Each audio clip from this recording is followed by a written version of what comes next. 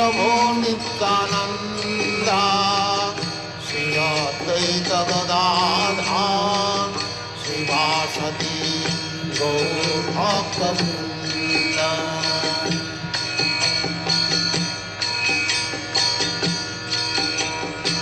श्री कृष्ण चैतन्य प्रभु नित्यानंदा श्री अद्वैत गदाधर श्रीवासदि गौर भक्तवृंद।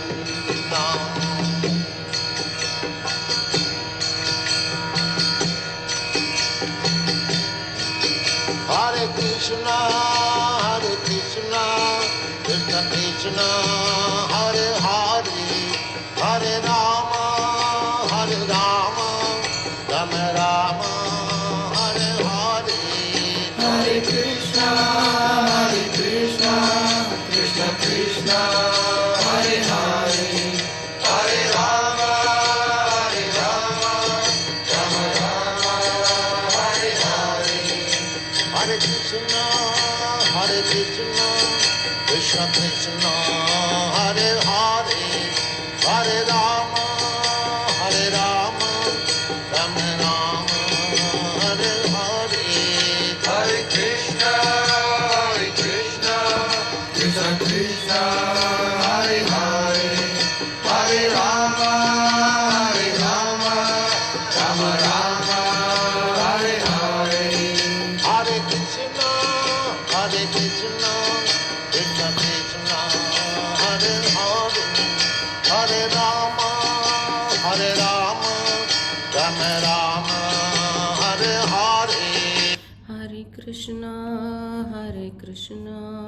Krishna Krishna, Hare Hare, Hare Rama, Rama Rama, Hare Hare. Hare Krishna, Hare Krishna ಎಲ್ಲರಿಗೂ ಹರೇ ಕೃಷ್ಣ. ಹರೇ ಕೃಷ್ಣ ಹರೇ ಕೃಷ್ಣ. ನೆನ್ನೆ ಮೊನ್ನೆಲ್ಲ silent ಆಗಿದ್ರಿ. ಇಲ್ಲ ಮಾತಾಜಿ, ಮನೆಯಲ್ಲಿ ಅಕ್ಕ ಬಾವ ಊರಿಂದ ಬಂದಿದ್ರು. ಹೌದಾ? ಅವರು ಗೊತ್ತಲ್ಲ ಹಳ್ಳಿ ಕಡೆ, ಮೈ ತುಂಬಾ ಕ್ಲಾಸ್ ಅಟೆಂಡ್ ಮಾಡ್ತಾ ಇದ್ರಿ, ನೋಡ್ದೆ ನಾನು. ನೀವೇನು ಕೈ ರೇಸ್ ಮಾಡಿಲ್ಲ. ಕ್ಲಾಸ್ ಅಲ್ಲಿ ಇದ್ದೆ. ಅದೇ ಮಗಳು ಒಂದೆರಡು ಸ್ತ್ರೀ ಶ್ಲೋಕ ಅವಳೇ ಹೇಳಿದ್ಲು. ಹೌದು, ಅದ ಅನ್ಕೊಂಡೆ ಬಿಸಿ ಇದ್ದೀರಾ ನೀವು ಅಂತ ಹೇಳಿ. ತೊಂದ್ರೆ ಇಲ್ಲ ಮಾತಾಜಿ, ತೊಂದ್ರೆ ಇಲ್ಲ. ಹರೇ ಕೃಷ್ಣ, ಹರೇ ಕೃಷ್ಣ, ಹರೇ ಕೃಷ್ಣ, ಹರೇ ಕೃಷ್ಣ. ಎಲ್ಲರೂ ಚಾಂಟಿಂಗ್ ಅನ್ನ ಶುರು ಮಾಡೋಣ.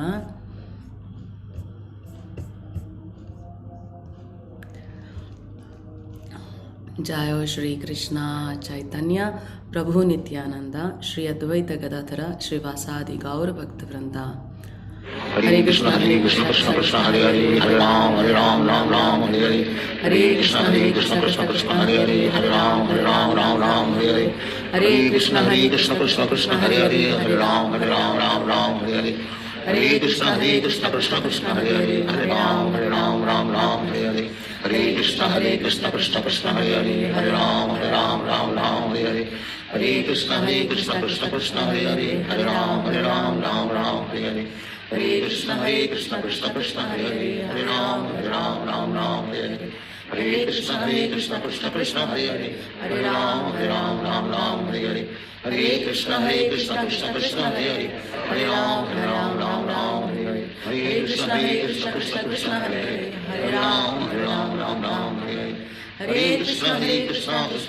हरे हरे,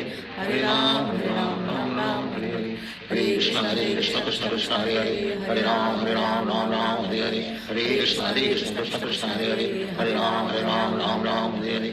हरे कृष्ण कृष्ण हरे हरे, हरे राम राम हरे हरे. हरे कृष्ण कृष्ण हरे हरे, हरे राम राम हरे हरे. हरे कृष्ण कृष्ण हरे हरे, हरे राम राम हरे हरे. हरे कृष्ण कृष्ण हरे हरे, हरे राम राम हरे हरे. हरे कृष्ण कृष्ण हरे हरे, हरे राम राम हरे हरे. हरे कृष्ण कृष्ण हरे हरे, हरे राम राम हरे हरे. हरे कृष्ण कृष्ण हरे हरे, हरे राम राम हरे हरे. हरे कृष्ण कृष्ण हरे हरे, हरे राम राम हरे हरे. हरे कृष्ण कृष्ण हरे हरे, हरे Ram Ram Hare Hare. Hare Krishna Krishna Krishna Hare Hare, Hare Ram Ram Ram Hare Hare, Hare Krishna Krishna Krishna Hare Hare, Hare Ram Ram Hare Hare, Hare Krishna Krishna Krishna Hare Hare, Hare Ram Ram Hare Hare, Hare Krishna Krishna Krishna Hare Hare, Hare Ram Ram Hare Hare, Hare Krishna Krishna Krishna Hare Hare, Hare Ram Ram Hare Hare, Hare Krishna Krishna Krishna Hare Hare, Hare Ram Ram Hare Hare, Hare Krishna Krishna Krishna Hare Hare, Hare Ram Ram Hare Hare, Hare Krishna Krishna Krishna Hare Hare, Hare Ram Ram Hare Hare, Hare Krishna Krishna Krishna Hare Hare, Hare Ram Ram Hare Hare, Hare Krishna Krishna Krishna Hare Hare, Hare Ram Ram Hare Hare, Hare Krishna Krishna Krishna Hare Hare, Hare Ram Ram Hare Hare, Hare Krishna Krishna Krishna Hare Hare, Hare Ram Ram Hare Hare,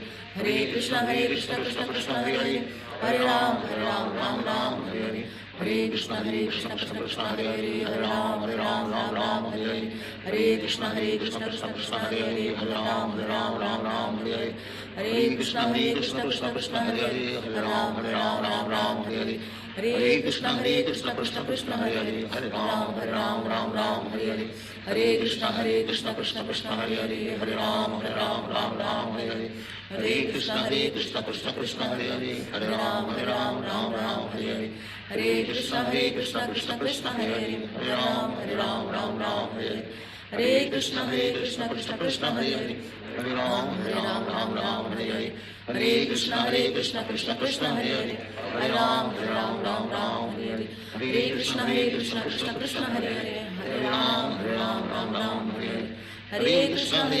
Krishna Krishna Hare Hare, Hare Ram Ram Hare Hare, Hare Krishna Krishna Krishna Hare Hare, Hare Ram Ram Hare Hare, Hare Krishna Krishna Krishna Hare Hare, Hare Ram Ram Hare Hare, Hare Krishna Krishna Krishna Hare Hare, Hare Ram Ram Hare Hare, Hare Krishna Krishna Krishna Hare Hare, Hare Ram Ram Hare Hare, Hare Krishna Krishna Krishna Hare Hare, Hare Ram Ram Hare Hare, Hare Krishna Krishna Krishna Hare Hare, Hare Ram Ram Hare Hare, Hare Krishna Krishna Krishna Hare Hare, Hare Ram Ram Hare Hare, Hare Krishna Krishna Krishna Hare Hare, Hare Ram Ram Hare Hare, Hare Krishna Krishna Krishna Hare Hare, Hare Ram Ram Hare Hare, Hare Krishna Krishna Krishna Hare Hare, Hare Ram Ram Hare Hare, Hare Krishna Krishna Krishna Hare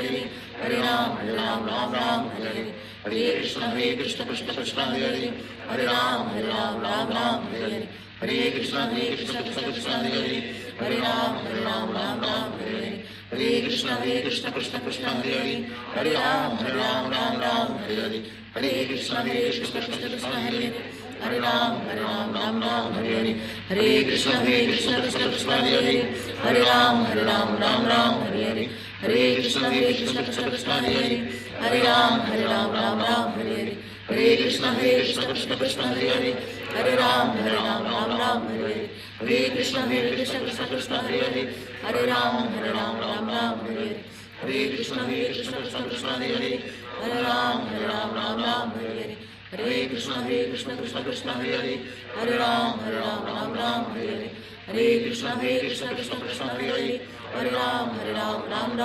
Hare, Hare Krishna Krishna Krishna Hare Hare, Hare Ram Ram Hare Hare, Hare Krishna Krishna Krishna Hare Hare, Hare Ram Ram Hare Hare, Hare Krishna Krishna Krishna Hare Hare, Hare Ram Ram Hare Hare, Hare Krishna Krishna Krishna Hare Hare, Hare Ram Ram Hare Hare, Hare Krishna Krishna Krishna Hare Hare, Hare Ram Hare Hare, Hare Krishna Krishna Krishna Hare Hare, Hare Ram Hare Hare, Hare Krishna Krishna Krishna Hare Hare, Hare Ram Hare Hare, Hare Krishna Krishna Krishna Hare Hare, Hare Ram Hare Hare, Hare Krishna Krishna Krishna Hare Hare, Hare Ram Hare Hare, Hare Krishna Krishna Krishna Hare Hare, Hare Ram Hare Hare, Hare Krishna Krishna Krishna Hare Hare, Hare Ram Hare Hare, Hare Krishna Krishna Krishna Hare Hare, Hare Ram Hare Hare, हरे कृष्ण कृष्ण कृष्ण हरे हरे हरे राम राम राम हरे हरे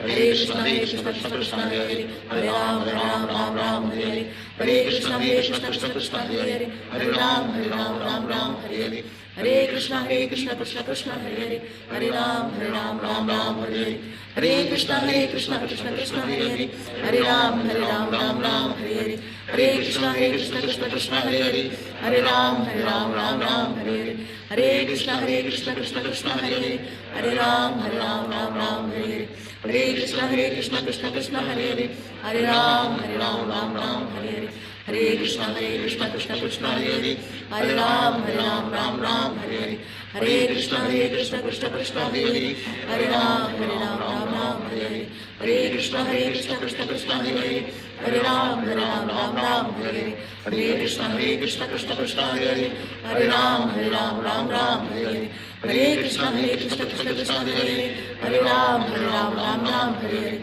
हरे कृष्ण कृष्ण हरे हरे हरे राम राम हरे हरे हरे कृष्ण कृष्ण हरे हरे हरे राम राम हरे हरे हरे कृष्ण कृष्ण हरे हरे हरे राम राम हरे हरे हरे कृष्ण कृष्ण हरे हरे हरे राम राम हरे हरे हरे कृष्ण कृष्ण हरे हरे हरे राम राम हरे हरे हरे कृष्ण कृष्ण हरे हरे हरे राम राम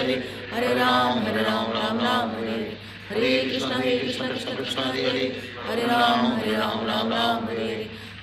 कृष्ण कृष्ण हरे हरे हरे राम राम हरे हरे हरे कृष्ण कृष्ण हरे हरे हरे राम राम हरे हरे हरे कृष्ण कृष्ण हरे हरे हरे राम राम हरे हरे हरे कृष्ण कृष्ण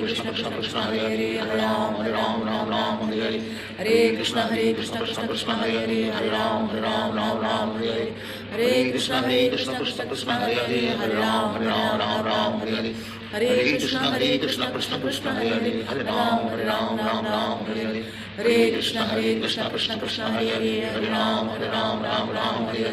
हरे कृष्ण कृष्ण हरे हरे हरे राम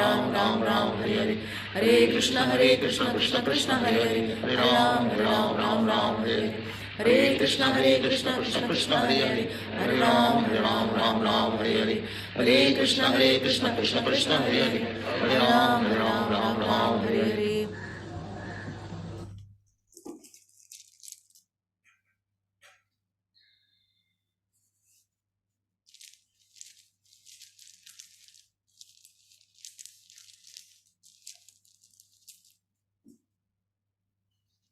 ಹರೇ ಕೃಷ್ಣ ಎಲ್ಲರಿಗೂ ಹರೇ ಕೃಷ್ಣ ಹರೇ ಕೃಷ್ಣ.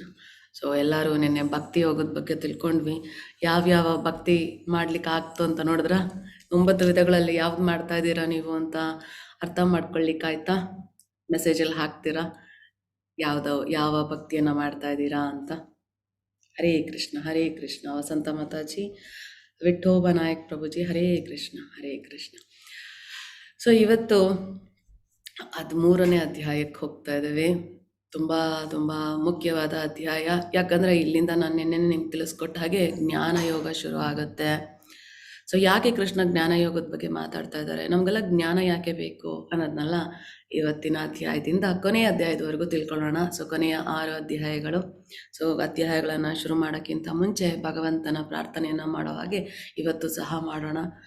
ಓಂ ನಮೋ ಭಗವತೆ ವಾಸುದೇವಾಯ, ಓಂ ನಮೋ ಭಗವತೆ ವಾಸುದೇವಾಯ, ಓಂ ನಮೋ ಭಗವತೆ ವಾಸುದೇವಾಯ. ಓಂ ಅಜ್ಞಾನತಿಮಿರಾಂಧಸ್ಯ ಜ್ಞಾನಾಂಜನಶಲಾಕಯ ಚಕ್ಷುರುನ್ಮಿಲಿತಂ ಯೇನ ತಸ್ಮೈ ಶ್ರೀಗುರುವೇ ನಮಃ. ಶ್ರೀಚೈತನ್ಯಮನೋಭೀಷ್ಟಂ ಸ್ಥಾಪಿತಂ ಯೇನ ಭೂತಲೆ ಸ್ವಯಂ ರೂಪ ಕದಾ ಮಹ್ಯಂ ದದಾತಿ ಸ್ವಪದಾನಿತಂ. ವಂದೇಹಂ ಶ್ರೀಗುರು ಶ್ರೀಯುತಾ ಪದಕಮಲಂ ಶ್ರೀಗುರುಂ ವೈಷ್ಣವಾಂಶ್ಚ ಶ್ರೀರೂಪಂ ಸಾಗ್ರಜಾತಂ ಸಹಗಣ ರಘುನಾಥಾನ್ವಿತಂ तं ಸಜೀವಂ ಸಾದ್ವೈತಂ ಸಾವಧೂತಂ ಪರಿಜನಸಹಿತಂ ಕೃಷ್ಣ ಚೈತನ್ಯ ದೇವಂ ಶ್ರೀರಾಧಾ ಕೃಷ್ಣಪಾದಾನ್ ಸಹಗಣ ಲಲಿತಾ ಶ್ರೀವಿಶಾಖಾನ್ವಿತಾಂಶ್ಚ. ಹೇ ಕೃಷ್ಣ ಕರುಣಾ ಸಿಂಧು ದೀನಬಂಧು ಜಗತ್ಪತೆ ಗೋಪೀಶ ಗೋಪಿಕಾ ಕಾಂತ ರಾಧಾ ಕಾಂತ ನಮೋಸ್ತುತೆ.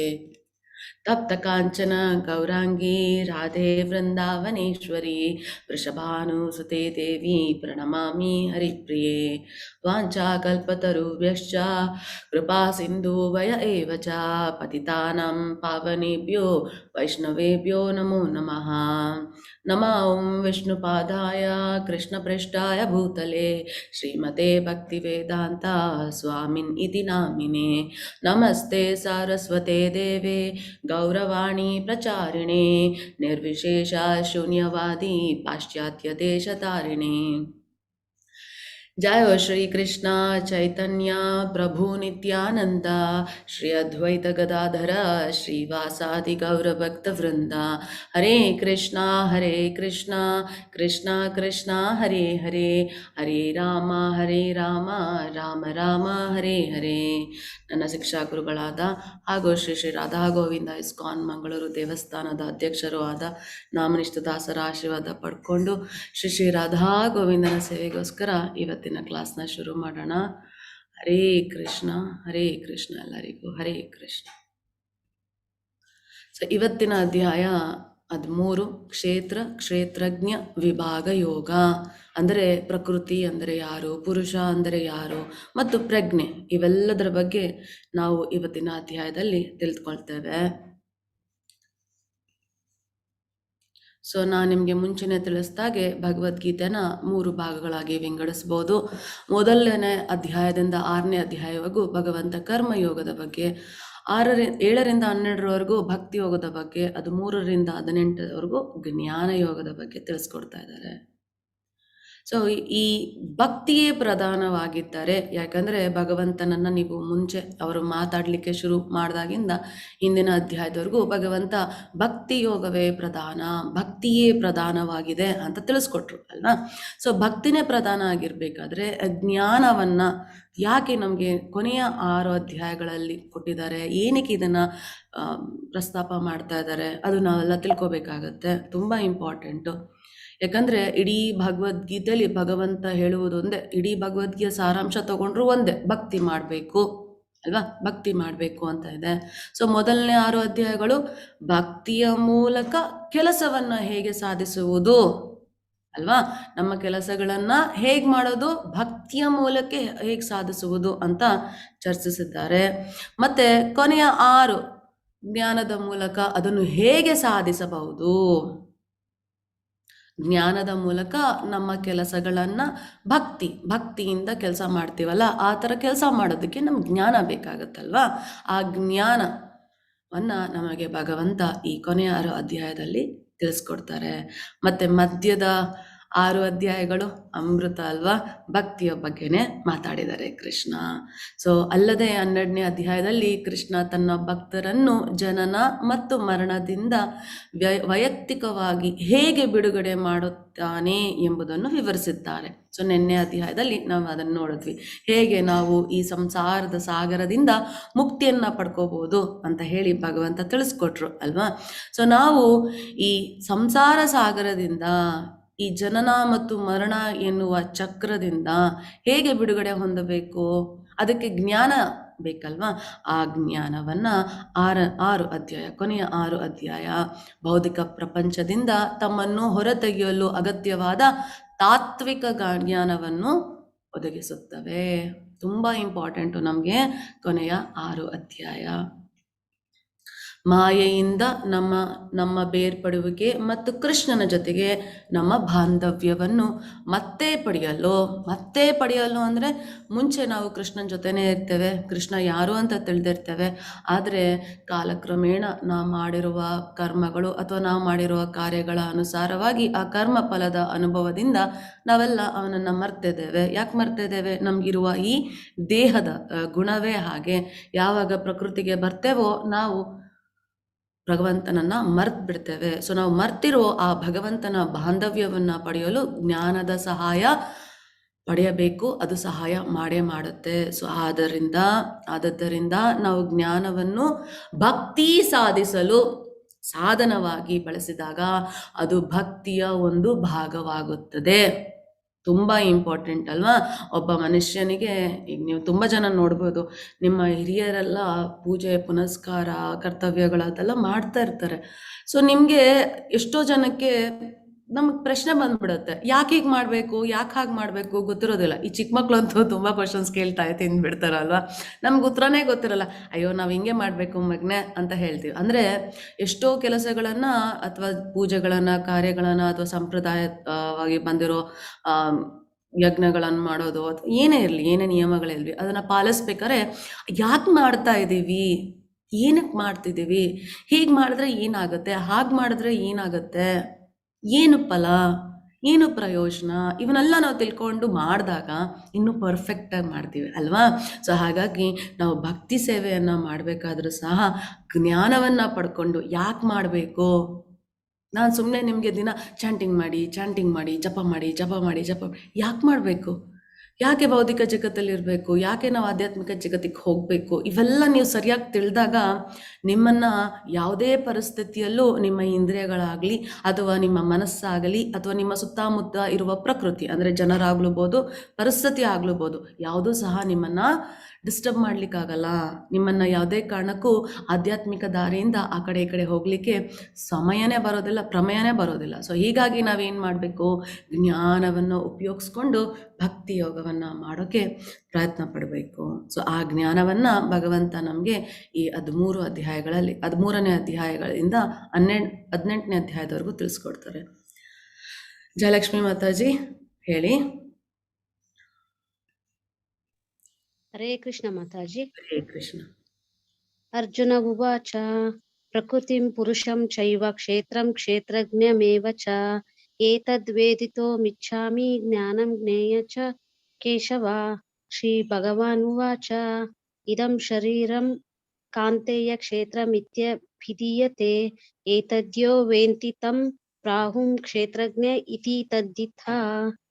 ಹರೇ ಕೃಷ್ಣ ಮಾತಾಜಿ, ಹರೇ ಕೃಷ್ಣ.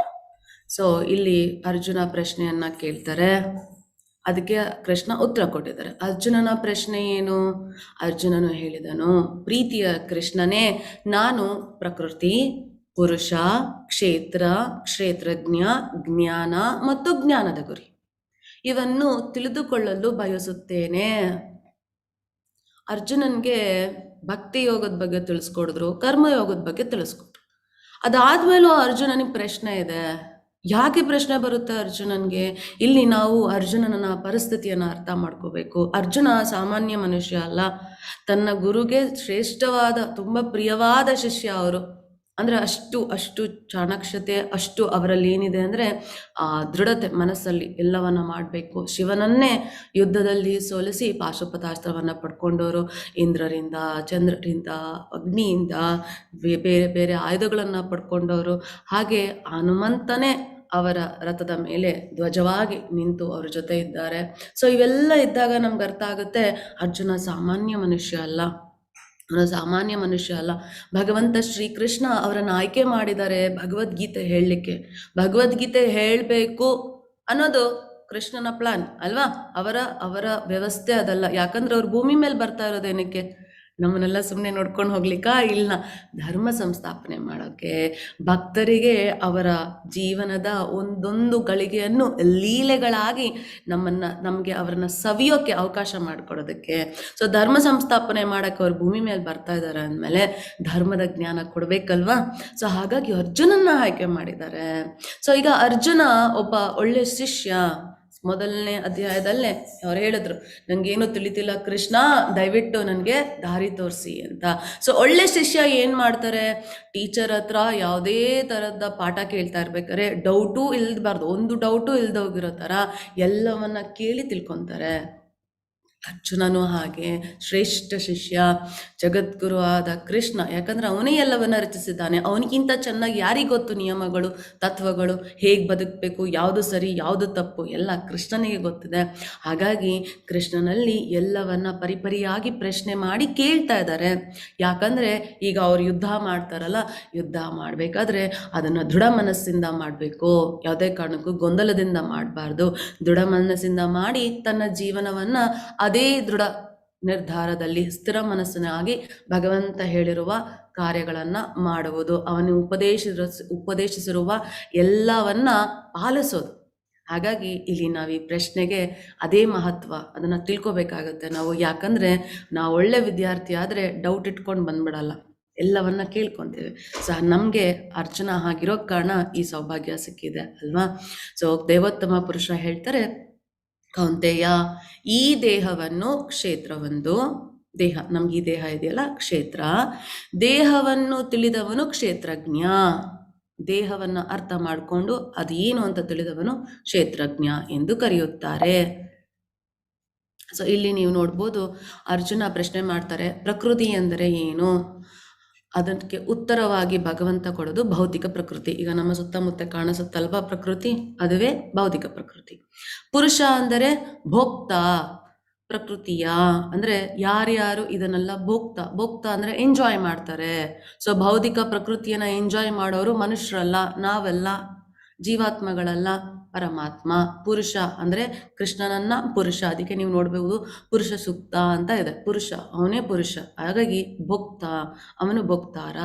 ಕ್ಷೇತ್ರ ಶರೀರ, ನಾವಿರುವ ಶರೀರ ಕ್ಷೇತ್ರ. ಕ್ಷೇತ್ರಜ್ಞ, ಆತ್ಮನು ತನ್ನ ದೇಹದ ವೀಕ್ಷಕ, ಪರಮಾತ್ಮನು ಎಲ್ಲಾ ದೇಹಗಳ ವೀಕ್ಷಕ.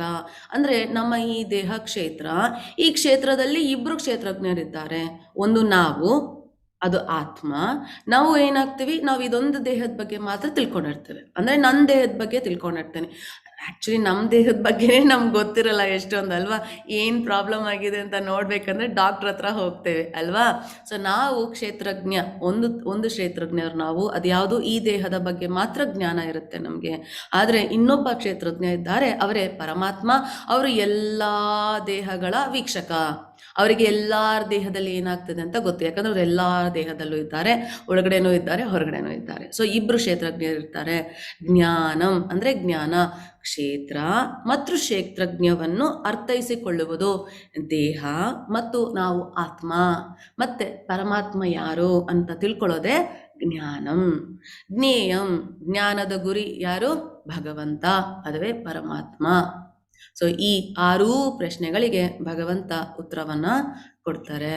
ಸೊ 3ನೇ ಶ್ಲೋಕದಲ್ಲಿ ಭಗವಂತ ಹೀಗೆ ಹೇಳ್ತಾರೆ, ಹುಷಾ ಮಾತಾಜಿ.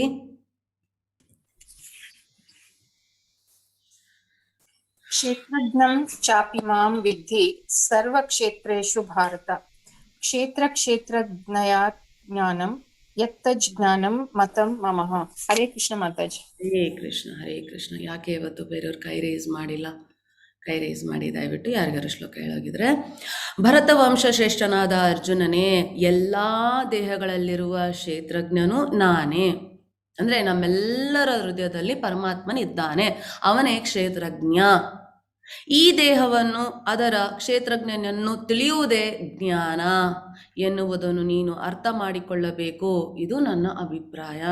ಅಂದ್ರೆ ಕೃಷ್ಣ, ಇದು ನನ್ನ ಅಭಿಪ್ರಾಯ, ಇದು ನನ್ನ ಅನಿಸಿಕೆ, ಇದು ನನ್ನ ಪ್ರಕಾರ ಇದು ಶ್ರೇಷ್ಠವಾದದ್ದು ಅಂತೆಲ್ಲ ಹೇಳ್ತಾ ಇದ್ದಾರೆ. ಅಂದ್ರೆ ನೀವು ಇದೊಂದು ಮಾತನ್ನು ಅರ್ಥ ಮಾಡ್ಕೋಬೇಕು. ಏನಾಯ್ತು, ನಾವು ಒಂದು ಅಧ್ಯಾಯದಲ್ಲಿ ಇಷ್ಟು ಚೆನ್ನಾಗಿ ಅರ್ಥ ಮಾಡ್ಕೊಂಡ್ವಿ. ಅಂದ್ರೆ ಕೃಷ್ಣ ಈ ವಿದ್ಯೆಯನ್ನ, ಈ ರಾಜವಿದ್ಯೆಯನ್ನ ಯಾರಿಗೆ ಕೊಟ್ರು? ಫಸ್ಟು ಸೂರ್ಯದೇವನಿಗೆ ಕೊಟ್ರು. ಅಂದ್ರೆ ಸೃಷ್ಟಿ ಆದಾಗ ನಾವೆಲ್ಲ ಭೂಮಿಗೆ ಬರೋಕ್ಕಿಂತ ಮುಂಚೆನೆ ಭಗವಂತ ನಮಗೆ ದಾರಿ ತೋರಿಸ್ಕೊಡ್ಲಿಕ್ಕೋಸ್ಕರ ಅದನ್ನ ಸೂರ್ಯರಿಗೆ ಕೊಟ್ರು. ಸೂರ್ಯದೇವ ಏನ್ ಮಾಡಿದ್ರು? ಮನು ಕೊಟ್ರು. ಮನು ಏನ್ ಮಾಡಿದ್ರು? ಇಶ್ವಾಕು ಕೊಟ್ರು ಅಲ್ವಾ. ಸೊ ಮಧ್ಯದಲ್ಲಿ ಅದು ಕಳೆದೋಗ್ಬಿಟ್ಟಿತ್ತು. ಹಾಗಾಗಿ ಮತ್ತೆ ಇದನ್ನ ಅರ್ಜುನಂಗೆ ತಿಳಿಸ್ಕೊಡ್ತಾ ಇದ್ದಾರೆ. ಸೊ ಏನಾಯ್ತು, ಆ ಮಧ್ಯದಲ್ಲಿ ಕಳೆದೋಗಿರೋ ಟೈಮಲ್ಲಿ ಸ್ವಲ್ಪ ಜನ ಅವ್ರಿಗೆ ಮನ್ಸಿಗೆ ಬಂದಿದ್ದೆ ಜ್ಞಾನಗಳನ್ನ, ತತ್ವಗಳನ್ನ ಮಾಡಿರ್ತಾರೆ.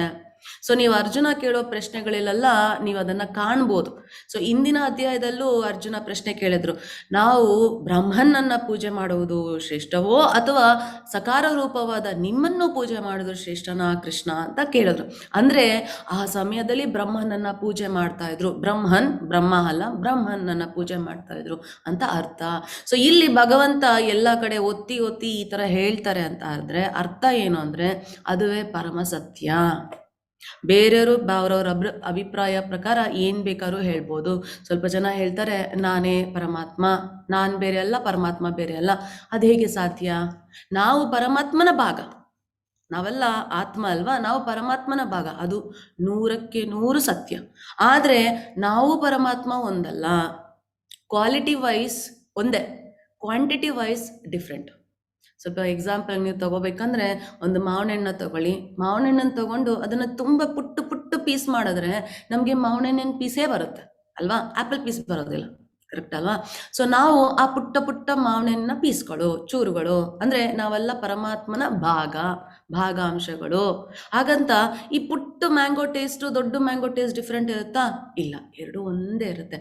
ಆದರೆ ಕ್ವಾಂಟಿಟಿ ವೈಸ್ ನಮ್ಮ ಪುಟ್ಟ ಪೀಸ್, ನಾವು ಪುಟ್ಟ ಪೀಸ್ ಇಷ್ಟು ತುಂಬ ತುಂಬ ತುಂಬ ಚಿಕ್ಕ ಪೀಸು. ಎಷ್ಟು ಮಟ್ಟಿಗಿರುತ್ತೆ ಆತ್ಮದ ಸೈಜು ಅಂದರೆ, ನೀವು ನಿಮ್ಮ ಕೂದಲನ್ನ ತಗೊಂಡು ಆ ಕೂದಲನ್ನ ಒಂದು 100 ಭಾಗ ಮಾಡೋದು, ಒಂದು ಪೀಸ್ ಮಾಡಿ 100 ಭಾಗ ಮಾಡೋದು, ಆ 100 ಭಾಗದಲ್ಲಿ ಒಂದು ಭಾಗ ತಗೊಂಡು ಅದನ್ನು ಮತ್ತೆ 100 ಪೀಸ್ ಮಾಡಿದ್ರೆ ಕೂದಲ ತುದಿ ಉದ್ದಕ್ಕೆ ತಗೊಂಡು ಹಿಂಗೆ ಹಾರಿಸಾಂಟಲ್ ಅಲ್ಲ, ಹಾಗೆ ಕಟ್ ಮಾಡ್ಕೊಂಡು ಹೋಗೋದಲ್ಲ, ಕೂದಲ ತುದಿಯನ್ನು ಕಟ್ ಮಾಡಿ ಅದನ್ನು 100 ಪೀಸ್ ಮಾಡಿ ಅದ್ರಲ್ಲಿ ಒಂದು ಪೀಸ್ ತೆಗೆದು ಅದನ್ನು ಮತ್ತೆ 100 ಪೀಸ್ ಮಾಡಿದ್ರೆ ಆ ಸೈಜ್ ಬರುತ್ತಲ್ಲ, ಆ ಸೈಜ್ ನಾವಿರೋದು ಆತ್ಮ. ನಾವು ಅಷ್ಟು ಸೈಜ್ ಇದೆ ನಮಗೆ.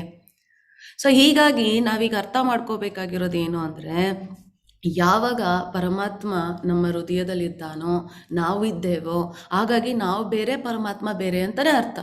ನಾವು ಯಾವುದೇ ಲೋಕಕ್ಕೆ ಹೋದ್ರೂ ಅಷ್ಟೇ, ನಾವೀಗ ಭಗವಂತನಿಂದ ಮುಕ್ತಿ ಅಂದರೆ ಭಗವಂತನ ಕರುಣೆಯಿಂದ ನಮಗೆ ಮುಕ್ತಿ ಸಿಕ್ತು ಅಂದ್ಕೊಳ್ಳಿ. ಮುಕ್ತಿ ಸಿಕ್ಕಿ ನಾವು ಗೋಲೋಕ ವೃಂದಾವನಕ್ಕೆ ಹೋದ್ರೂ ಅಷ್ಟೇ, ವೈಕುಂಠಕ್ಕೆ ಹೋದ್ರೂ ಅಷ್ಟೇ, ನಾವು ದೇಹವನ್ನು ಪಡ್ಕೊಂಡು ವಿಭಿನ್ನಾಂಶಗಳಾಗೆ ಉಳ್ಕೊಂಡ್ಬಿಡ್ತೇವೆ. ಭಗವಂತನಲ್ಲಿ ಒಂದು ಆಗೋದಿಲ್ಲ. ಯಾವಾಗ ಪ್ರಕೃತಿಯ ಸೃಷ್ಟಿ ಆಗುತ್ತೋ, ನಾಶ ಆಗುತ್ತೋ, ಆಗ ಭೌತಿಕ ಜಗತ್ತಲ್ಲಿ ನಮ್ಮ ದೇಹಗಳಿರೋದಿಲ್ಲ ಅಲ್ವಾ. ಹಾಗಾಗಿ ನಾವು ಭಗವಂತನಲ್ಲೇ ಸೇರ್ಕೊತೇವೆ. ಮತ್ತೆ ಸೃಷ್ಟಿಯಾದಾಗ ಬೇರೆ ಬೇರೆ ದೇಹಗಳನ್ನು ಪಡ್ಕೊತೇವೆ.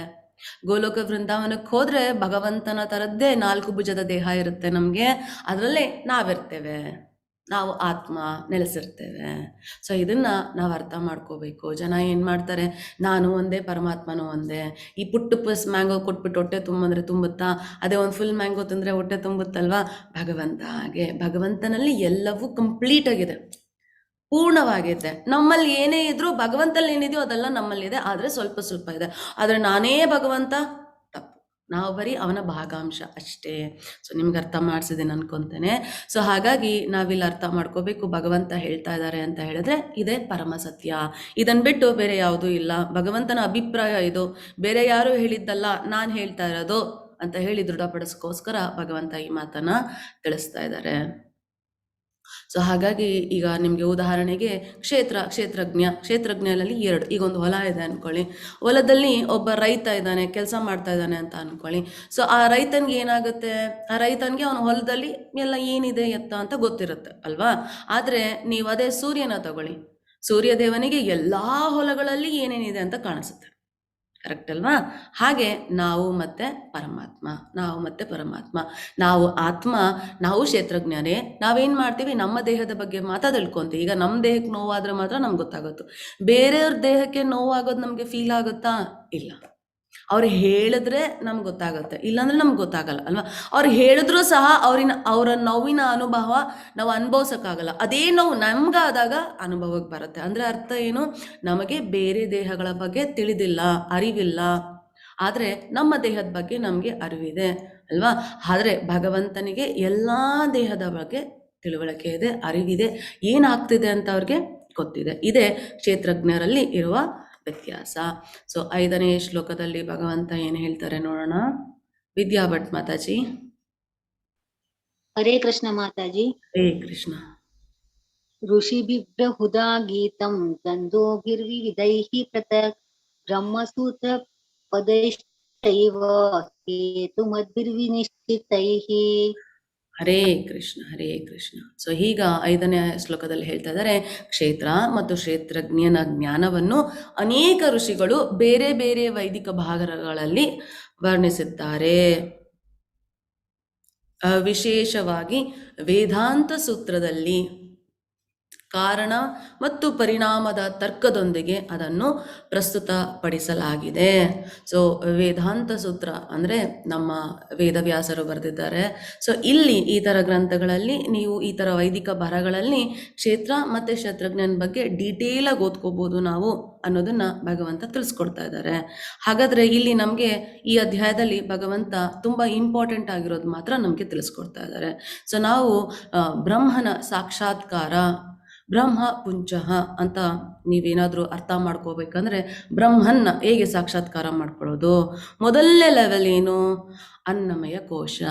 ಸೊ ಇದ್ರ ಬಗ್ಗೆ ಎಲ್ಲ ಎಲ್ಲಿ ತಿಳಿಸ್ಕೊಟ್ಟಿದ್ದಾರೆ, ತೈತ್ರೀಯ ಉಪನಿಷತ್ತಲ್ಲಿ ತಿಳಿಸ್ಕೊಟ್ಟಿದ್ದಾರೆ. ಸೊ ಅನ್ನಮಯ ಕೋಶ ಅಂತ ಅಂದರೆ ನಮ್ಮ ಸುತ್ತ ಈ ಕೋಶಗಳು ಕವರಿಂಗ್ ಇದೆ ನಮ್ಮ ಸುತ್ತ. ಸೊ ಅನ್ನಮಯ ಕೋಶದಲ್ಲಿದ್ದಾಗ ನಾವೇನು ಮಾಡ್ತೀವಿ ಗೊತ್ತಾ, ಹೊಟ್ಟೆಪಾಡು, ಮೊದಲು ಊಟ. ನೀವೀಗ ಚಿಕ್ಕ ಮಗುವನ್ನು ನೋಡಿ, ಚಿಕ್ಕ ಮಗುಗೆ ಕೈಗೆ ಏನೇ ಕೊಟ್ಟರು ಏನು ಮಾಡುತ್ತೆ, ಫಸ್ಟ್ ಬಾಯಿಗೆ ಇಟ್ಕೊಳ್ಳುತ್ತೆ. ಅಂದರೆ ನಾವು ಮಗುವಾಗಿದ್ದಾಗ ಏನು ಮಾಡ್ತೀವಿ, ನಮಗೆ ಆಹಾರ ಅಷ್ಟೇ ಇಂಪಾರ್ಟೆಂಟ್ ಆಗುತ್ತೆ ಅಲ್ವಾ, ಅನ್ನಮಯ ಕೋಶ. ಅದೇ ಥರ ಮನುಷ್ಯ ಏನು ಮಾಡ್ತಾನೆ, ತಾನು ಹೊಟ್ಟೆ ಪಾಡಿಗೆ ಮಾತ್ರ ಜೀವನ ಮಾಡ್ತಿರ್ತಾರೆ. ಹೊಟ್ಟೆ ತುಂಬಿದ್ರೆ ಸಾಕಪ್ಪ, ಅದೇ ಅವರ ಜೀವನದ ಧ್ಯೇಯ. ಆಗಿದ್ದಾಗ ಅವರು ಅನ್ನಮಯ ಕೋಶದಲ್ಲಿದ್ದಾರೆ ಅಂತ ಅರ್ಥ.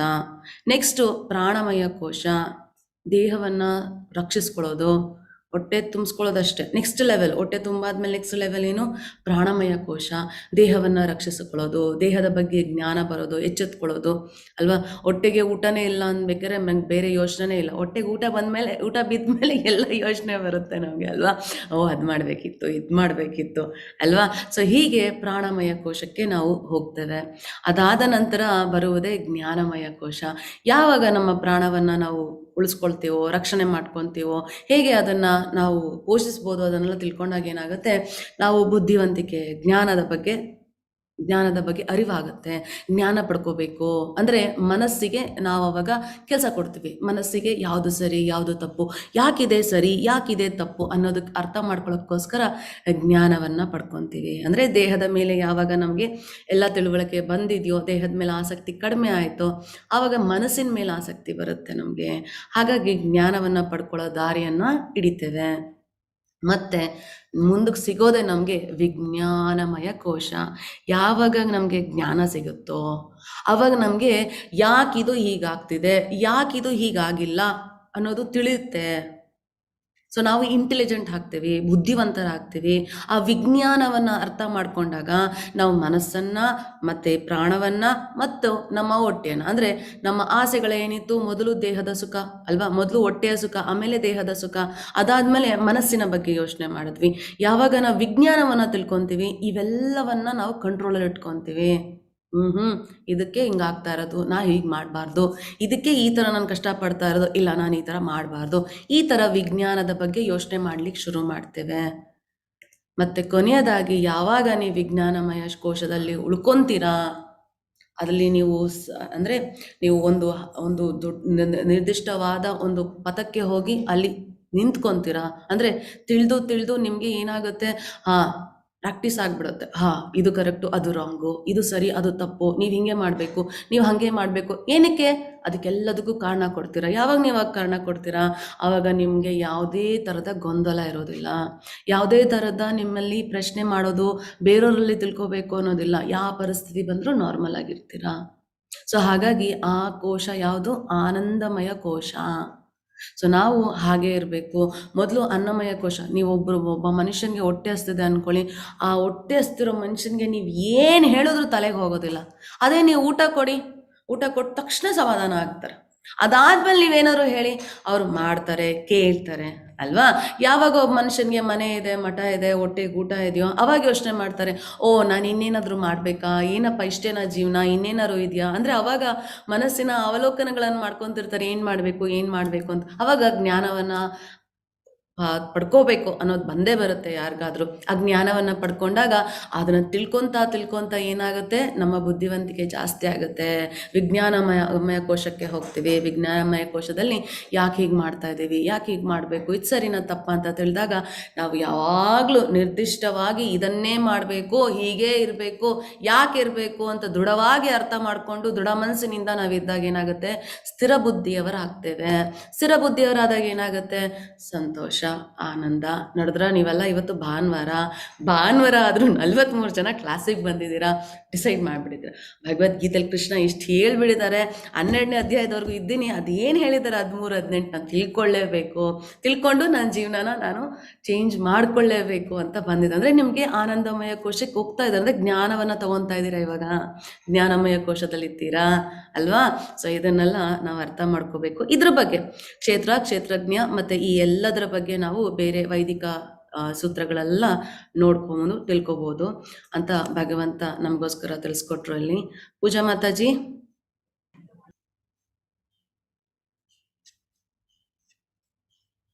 ಪೂಜಾ ಮಾತಾಜಿ. ಹರೇ ಕೃಷ್ಣ. ಹರೇ ಕೃಷ್ಣ. 6-7 ಮಾತಾಜಿ.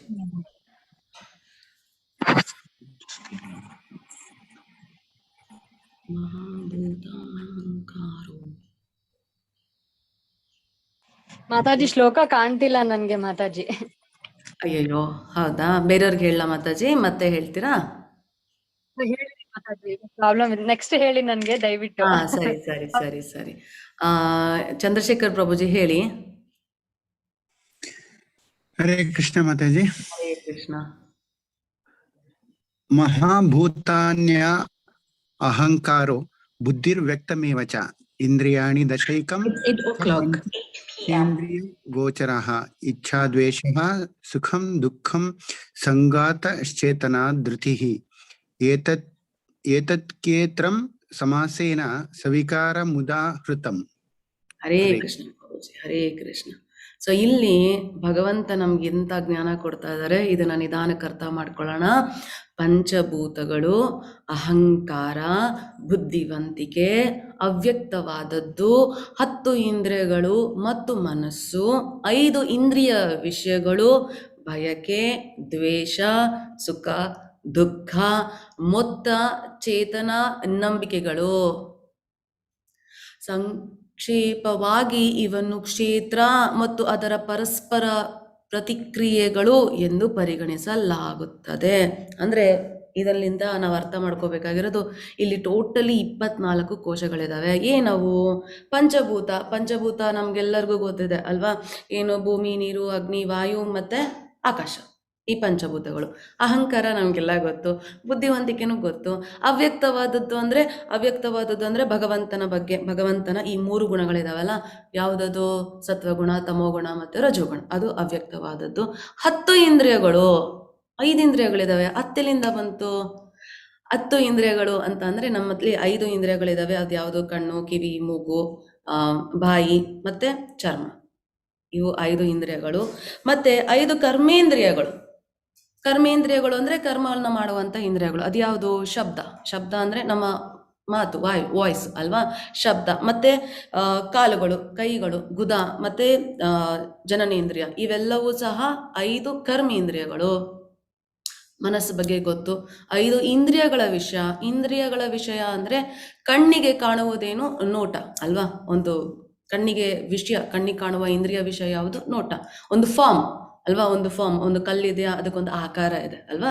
ಕಣ್ಣಿಗೆ ಇರುವ ಇಂದ್ರಿಯ ವಿಷಯ ಯಾವುದಂದ್ರೆ ಒಂದು ಆಕಾರ, ಫಾರ್ಮ್ ಅಂತ ಹೇಳ್ಬೋದು.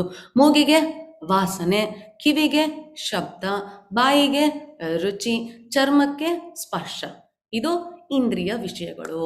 ಮತ್ತೆ ಭಯಕೆ, ದ್ವೇಷ ಗೊತ್ತು, ಸುಖ ದುಃಖ ಗೊತ್ತು, ಇವೆಲ್ಲ ಒಟ್ಟಿಗೆ ಸೇರಿ ಮೊತ್ತ ಚೇತನ ಅಂದರೆ ನಾವು, ಜೀವಾತ್ಮ, ಪರಮಾತ್ಮ, ಇವೆಲ್ಲ ಸೇರಿ 24 ನಂಬಿಕೆಯು ಸೇರಿ 24 ಮೊತ್ತಗಳಾಗತ್ತೆ.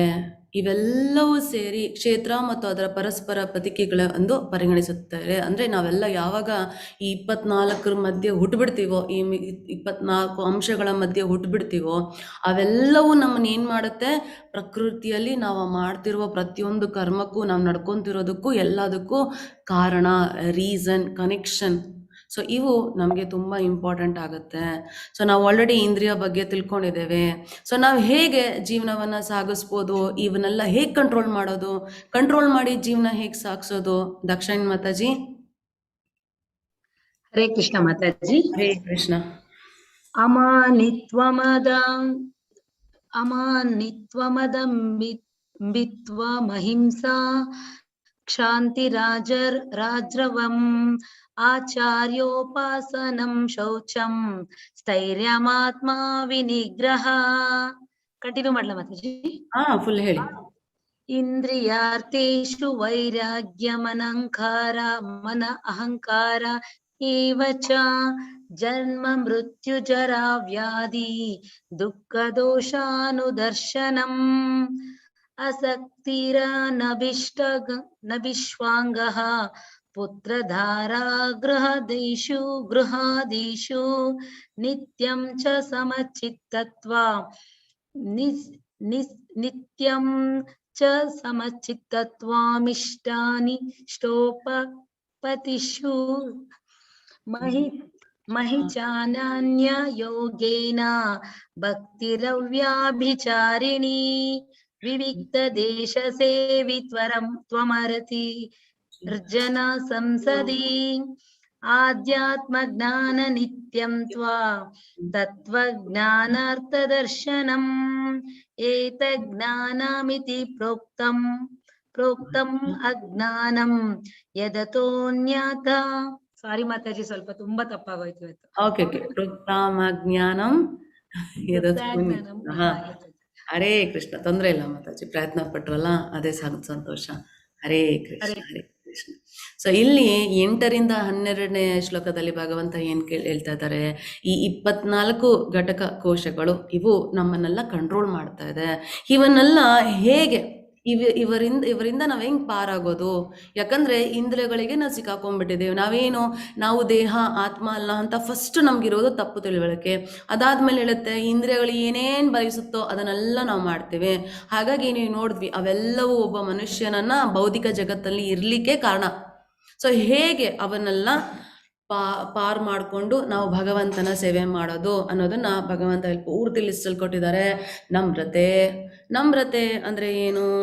ಗೌರವ ಪಡೆಯುವ ತೃಪ್ತಿಗಾಗಿ ಬಯಸೋದು ಇರಬಾರ್ದು ನಮ್ಮಲ್ಲಿ. ಅಪ್ಪ ನಮ್ಗೆ ಯಾರು ಗೌರವ ಕೊಟ್ರೆ ಸಾಕಪ್ಪ, ಕೊಟ್ರೆ ತೃಪ್ತಿ ಆಗತ್ತೆ ನನಗೆ.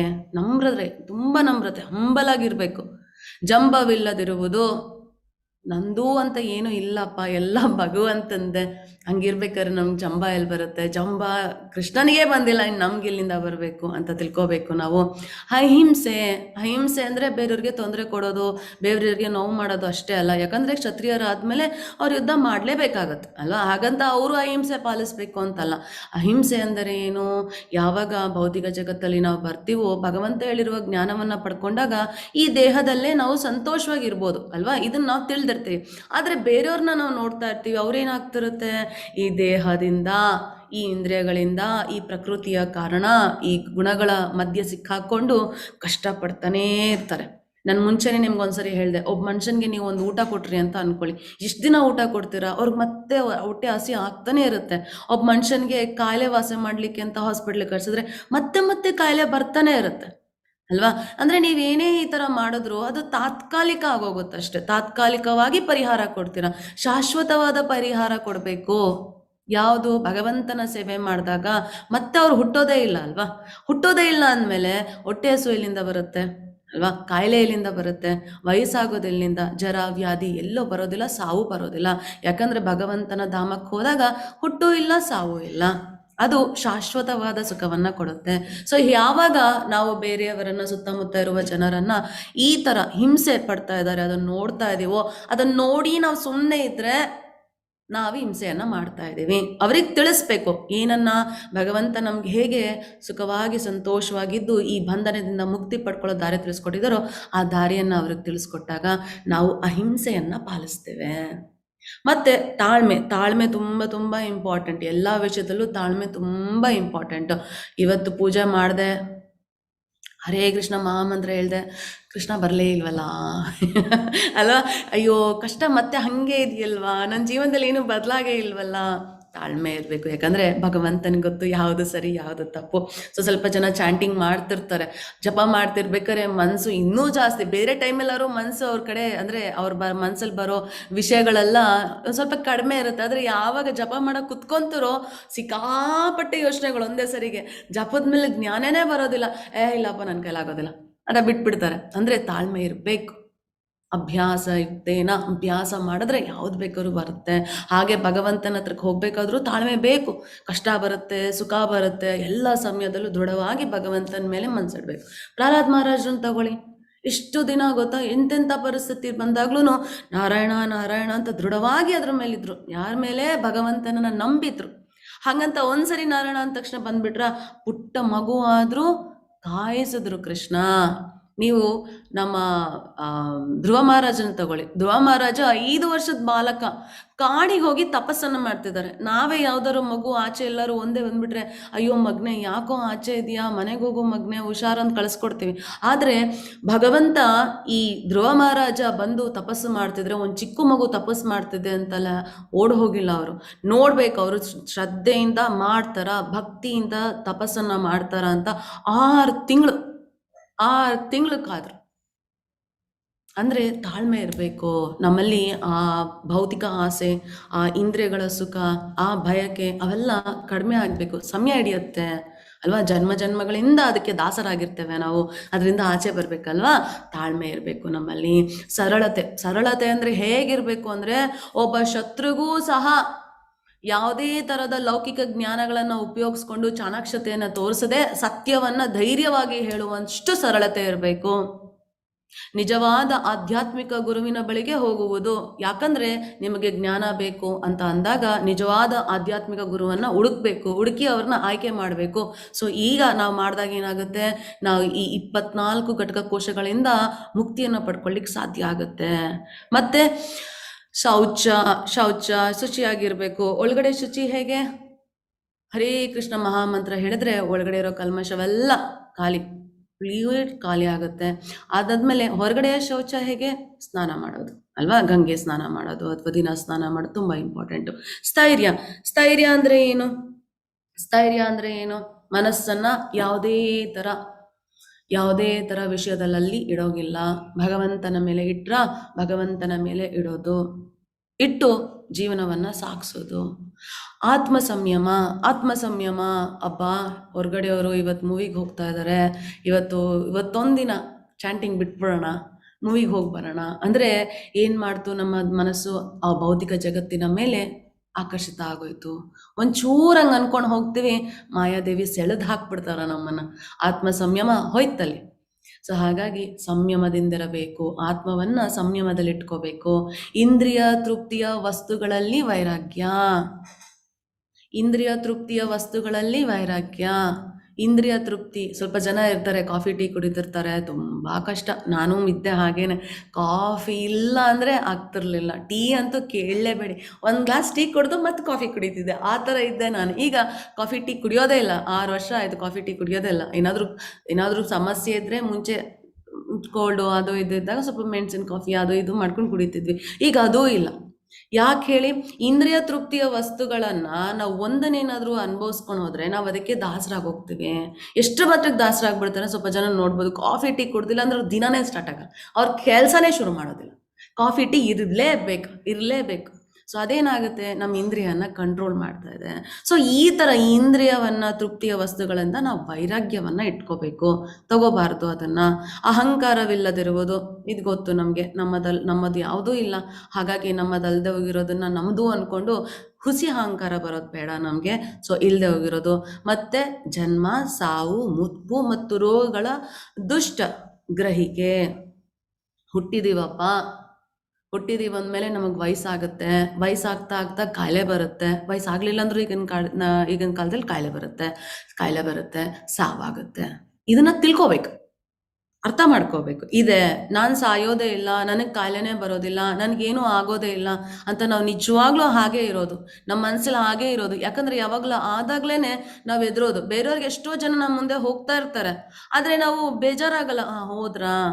ಅದೇ ನಮ್ಮ ಮನೇಲಿ ಯಾರು ಹೋಗ್ಬಿಟ್ರೆ ಸಹಿಸ್ಕೊಳಕ್ಕಾಗಲ್ಲ. ನಮ್ಗೆ ತುಂಬ ಹತ್ರ ಆಗಿರೋರು ಯಾರು ಹೋಗ್ಬಿಟ್ರೆ ಯಾಕೆ? ಅವಾಗ ಬೇರೆಯವ್ರು ಹೇಳ್ತಾರೆ, ನಿಮ್ಮೊಬ್ಬರ ಜೀವನದಲ್ಲೇ ಅವ್ರು ಕಳ್ಕೊಂಡಿಲ್ಲ, ನೀವು ಎಷ್ಟೊಂದು ಜನ ಕಳ್ಕೊಂಡು ಬದುಕ್ತಿದ್ದಾರೆ ಅಂತ ಅಲ್ವಾ? ಅಂದರೆ ನಮಗೆ ಆ ಪ್ರಜ್ಞೆ ಇರಲ್ಲ. ನೋಡ್ತಿದ್ರು ನಾವು ಅದನ್ನು ರಿಯಲೈಸ್ ಮಾಡ್ಕೊಂಡಿರೋದಿಲ್ಲ. ನಾವು ಅದನ್ನು ಅರ್ಥ ಮಾಡ್ಕೋಬೇಕು. ನಾನು ಯಾವ ಗಳಿಗೆ ಬೇಕಾದರೂ ಸಾವನ್ನಪ್ಬೋದು, ನನಗೆ ಯಾವ ಗಳಿಗೆ ಬೇಕಾದರೂ ನನಗೆ ಕಾಯಿಲೆ ಬರ್ಬೋದು.